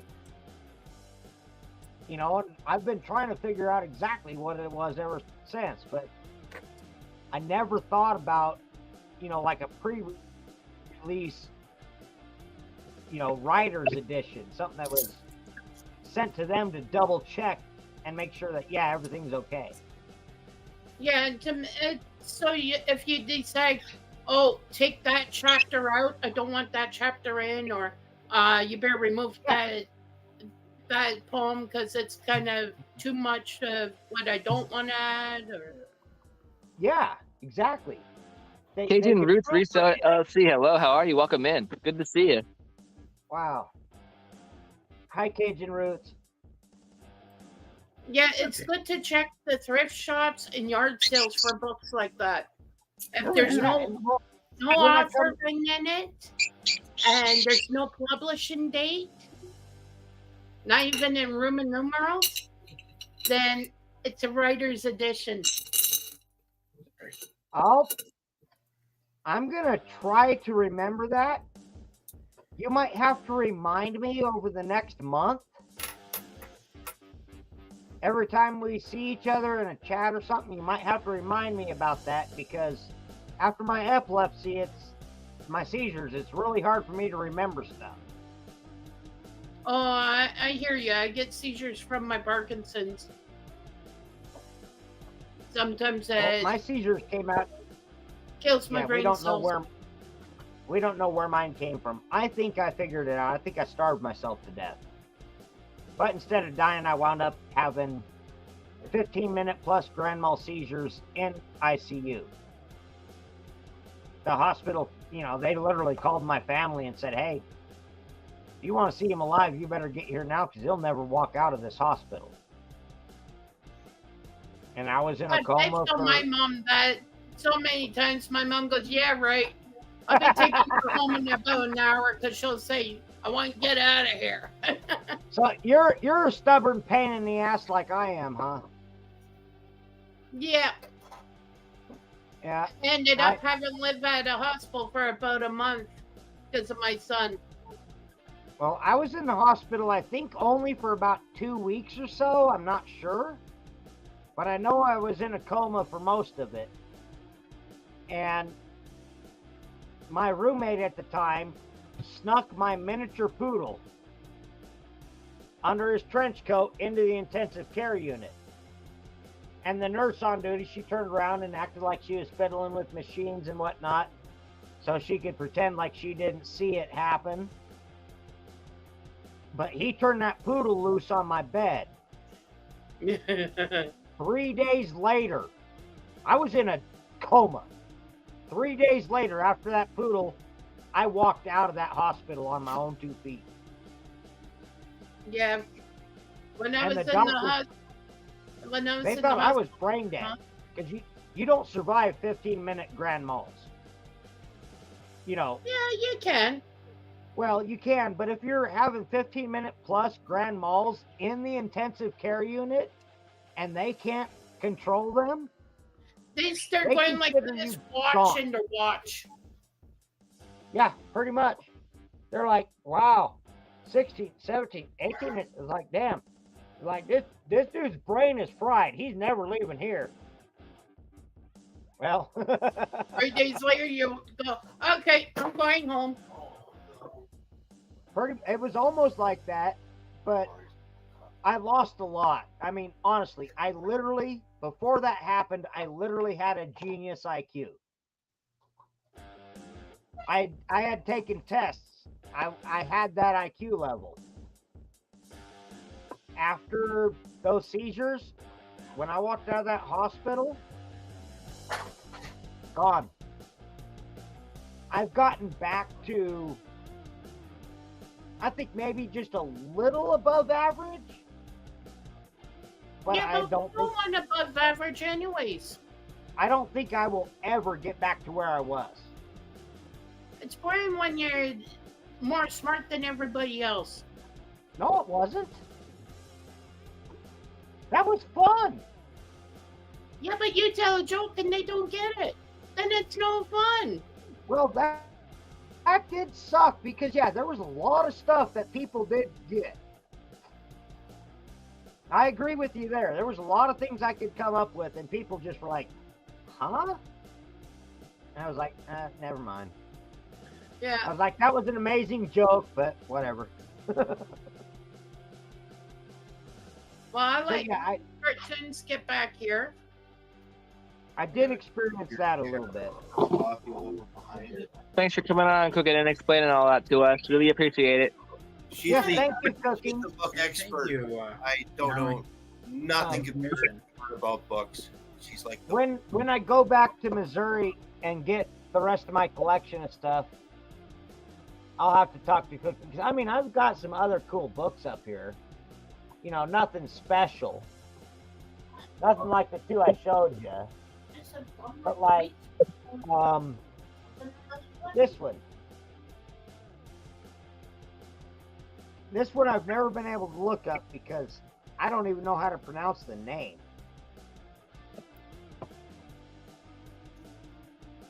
Czechoslovak? Czechoslovak. I think. Slavic fairy tales? Slavic. Yeah.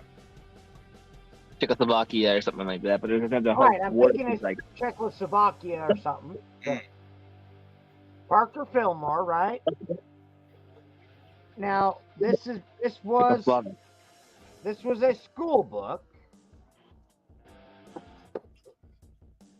and it looks like the first dates that it was checked out of school was 1948.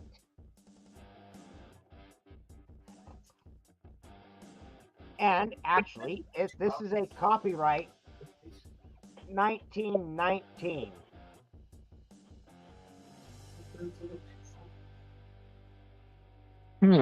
Let's make that a little bit bigger so I can read what that's saying.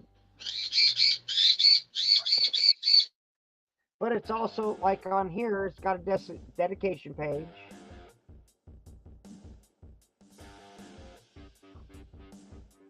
You know, but this was actually a school book. Because you can see right here the little place where they would put the card in. And here's all the stamps of when it was checked out back in the 40s. That's cool. What did that But first page say again for the copyright?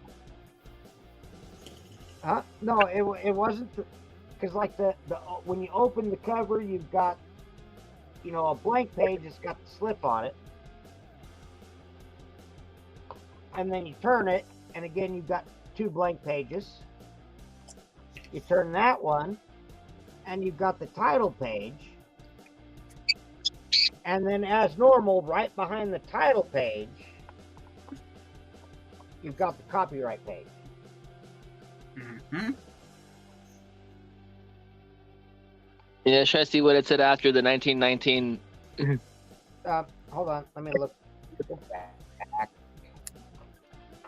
Pay attention. It just says the author's name again, Parker Fillmore. Oh, okay. All right, got it. Yeah, that's almost like this was, you know, somewhat of a privately published book, but at least this did make it into somebody's. I wonder if there's a name on that.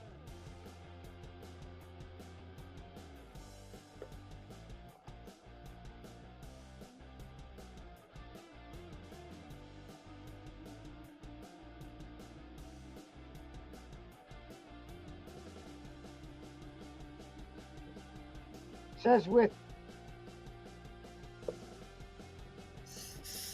withdrawn something use in city and welfare institutions only, not to be bought or sold. So I'm thinking Yeah, for a few more minutes. I am thinking this was some type of a book by a refugee or something, and it was only used in shelters. This was never really a public published book. See, is there any way one of you guys can look that up and do your Google search? Let's see. Hmm. C, something in between. ECA.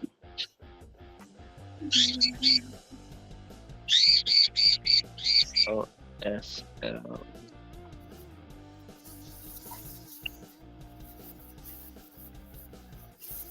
Slovak. Mission in autocorrect me fairy tales.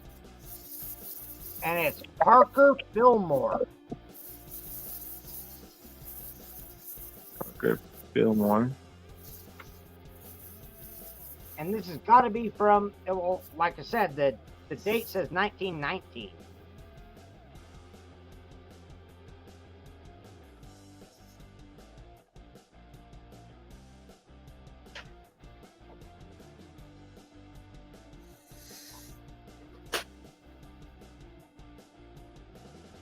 Yeah, so it's Czechoslovak fairy tales. So it is. It's Czechoslovakian fairy tales. Which Oh my God, that makes me even love it more because my mom was half Czechoslovakian. So this literally is fairy tales from my family's history. And I never really realized it.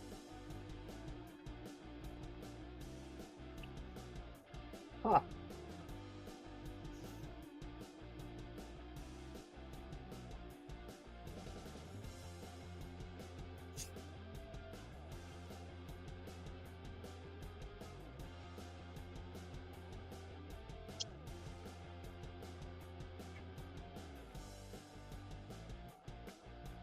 Almost makes me want to cry. I'm gonna have to read this book. I'm gonna read this book. I got to now. I never even thought about reading it, but now that I've realized what it was and that it actually is kind of part of my heritage, yeah, I'm definitely gonna read this. I can learn the Czechoslovakian fairy tales that, like, my grandmother or great grandmother on my mom's side would have heard.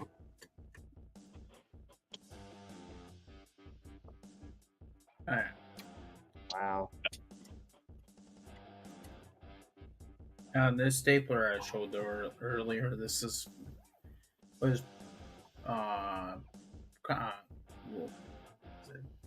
do you call it?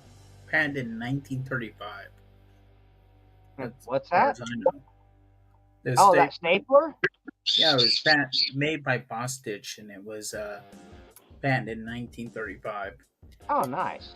And Bostitch, they're still, when it comes to nail guns and staple guns and stuff, they're still like one of the top names. Oh yeah. What year was the stapler first produced? Anyways, early 1900s, or was it before that? Or I'm not even sure. It was I want to patented say in 1935. That's all. I want to say that they had staplers at least in 1840. Oh, that's Maybe. I'm not oh. I'm not saying Bostitch. I'm just saying the first stapler. I'm guessing is around 1840. It might be a lot older than that too. That stapler is the 70s stapler. Mm-hmm. Well, There's yeah, the one First from stapler. that big round disc for hitting them. 18. Things were closed down. 1868 was the first when the stapler was invented. 1868. Wow. I was close. I was within 30 years. I said 40. Damn it.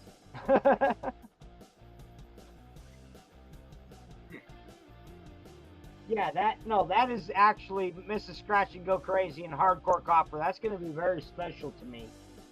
Because I never realized that was Coffee. Czechoslovakian poets or Czechoslovakian kid stories.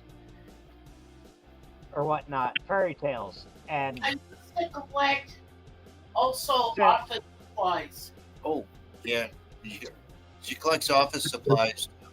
that, Like old. since I'm a quarter Czech, Papers, typewriters, even the old bubble jet printers from the 70s. I used to collect those. and I used to have some of that stuff. I don't think I have it anymore. Robert, I kicked myself because when I was like 15 or so, I had a full stack of the old Sports Illustrated magazines from the 40s. Like I had a front Oh, wow. cover Bobby Hall. I had there was the first fold out between the Montreal Canadiens and Toronto Maple Leafs in the middle. And then my parents, they convinced me to get rid of them, and I was like selling them, and they were like in mint shape for like 75 cents at a yard sale. And I'm like, I look to see the price of them now, and I'm sick to my. I don't even want to know how much they were. It was a stack. Well, now, like, this I is don't know. this is something I haven't thought of that you just brought up, a deep-seated memory. The reason why I don't sell stuff, why I collect, I don't sell it, because I was getting pressured like that. You know, basically for my dad griping and complaining because I was going out and finding arrowheads and all this other stuff, but I couldn't make any money doing it. And so there was like a rock or show or something in town, and I sold one of my spear points that I had found for like 20 You know bucks. what you got till it's gone, right? Just for like 20 bucks, just to wave that $20 bill in my dad's face and he say, hey, I can make money off of it. Yeah. I've regretted that ever since.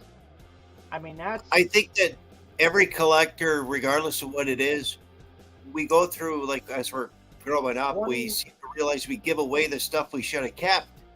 And the stuff we kept, we got to get rid of. Yeah, that's like 28 years worth of regret. I'll never be able to replace that spear point. Yeah. And the material that it was made out of, the style and age that it was made out of, at the time, it was probably worth 500 bucks, and I sold it for 20. Just Ouch. to prove a point. And I was an ignorant kid. And got taken advantage of. Yeah, but we don't have no time machine. We can't change what was, you know. No, but if I happen to be in somebody's house and I saw that point, I would recognize it 100%. And I'm sorry to say, I'd steal it. I'm not a thief, but if I walked into somebody's house and they had that specific spear point, it would be mine again. You would go with like a magic trick and watch it disappear, right? Yeah, I'd figure out some way of making it just disappear. Yeah. Because, no, if I ever got a chance to get my hands back on it, I'm keeping it. Because I got robbed. When they took it from me, I got robbed. When they give me 20 bucks, you know, for like a $500 spear point, I was robbed. But you didn't know at the time what you had, too. Well, I had an idea, but I didn't fully know, no.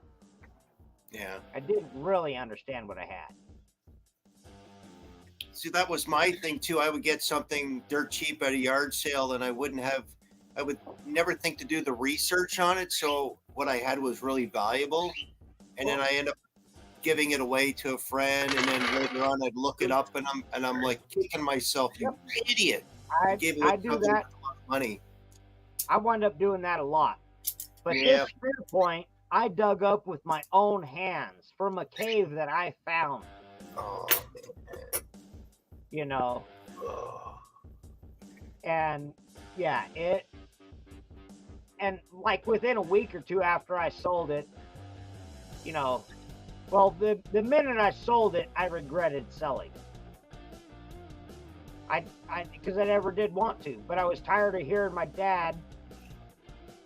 I'm sorry, I want to say bad words, but I was tired. He was of nagging hearing, you on, and you're like trying to prove a point, but then at the same time, you're kicking yourself because it was worth so much. Yeah, I proved a point, showing him that, hey, I can sell it and make money, but yeah, I got screwed over. I think everybody can relate to that one way or another in life. You know, it's like comics, right? I had all my brother's comics. I had the very first Conan the Barbarian comic, the very first one. And, you know, I'm a kid with crayons and I'm writing all over it and I had no idea, you know. Yeah. Wish I had his collection now. I never was big in comics, but I mean, like, there's some comics worth some serious money. Oh, yeah. Yeah, I couldn't really find anything on that book. What I did see, it said, like, yeah, copyright 1919. It's all I've seen. Mm-hmm. And, yeah. Yeah, I'm thinking it might be kind of a rare book, like like a very small private printing. Like somebody paid to get a certain amount of copies printed. Wow, time slips away. I don't want to keep you up too much later, Robert, because I know you have to get up for work and everything. Oh my God. Yeah, it's like 2:26 your time. It's 3:26 here, and no, wow. It's 1:26 my 5 o'clock time. somewhere. Oh, you're Mountain Time? Okay. Yeah, I'm mountain, so it's only 1:26, but still, I got to get up at like 7. Yeah. Book was printed It's in only 12:26 here. We could do another stream later on tonight after RFT if everyone's up to it, and we can all hang out again, talk some more about this stuff, have some more fun. And plus, it is getting loud on my side. It's hard to hear you guys, so I figure we'll end it here. We can all get our rest, and we can all come back again later on tonight. Well, I ain't coming on later on tonight. I got to try to go to bed. No, like later on tonight, like after Rough Night Treasure, like 9 Eastern. Oh, 8 okay, Eastern. yeah, I guess technically it is today, not yesterday. Yeah, I'm sorry. After midnight, I'm on the next day. Yeah, I'm doing my life. Say, yeah, it's already tomorrow, Robert. Yeah, you have less than 11 hours to your stream, Cartoons and Clintons. I went Yeah. to the library office. Huh? And your book was printed in 1940. Which one? Your limerick book, 1940? 1940. Oh, I gotta think. We gotta talk sometime. I gotta figure out where you're getting your information. That makes 2 of us. 'Cause I'm Googling like a bandit. Well, she said it sounded like she went through Library of Congress.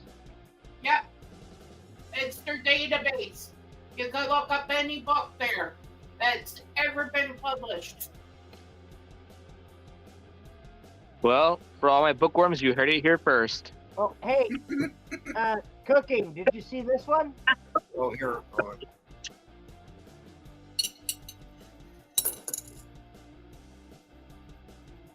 Czechoslovakia fairy tales. Czechoslovak Fairy Tales by Parker Fillmore, printed in 1919.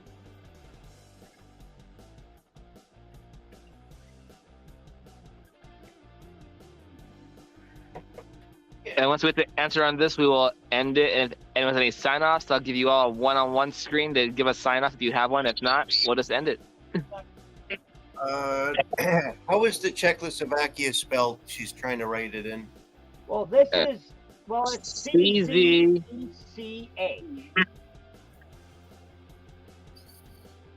You know, Okay. yeah, it's that C-Z-E-C-H-O-S-L-O-V-A-K. Did you get that?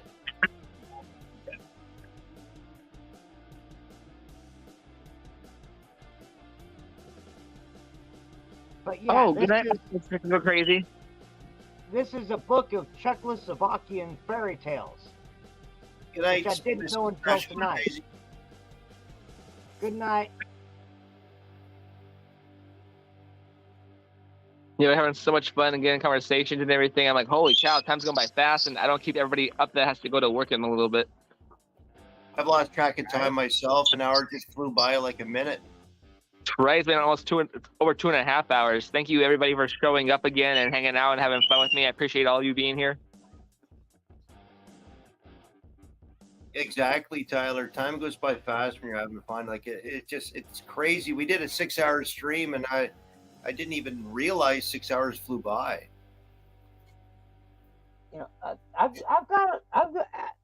got a decent amount of cool old books. A lot of them are in Tennessee. I've got a few here that are pretty cool books that are 100+ years old. But I've always wanted a library.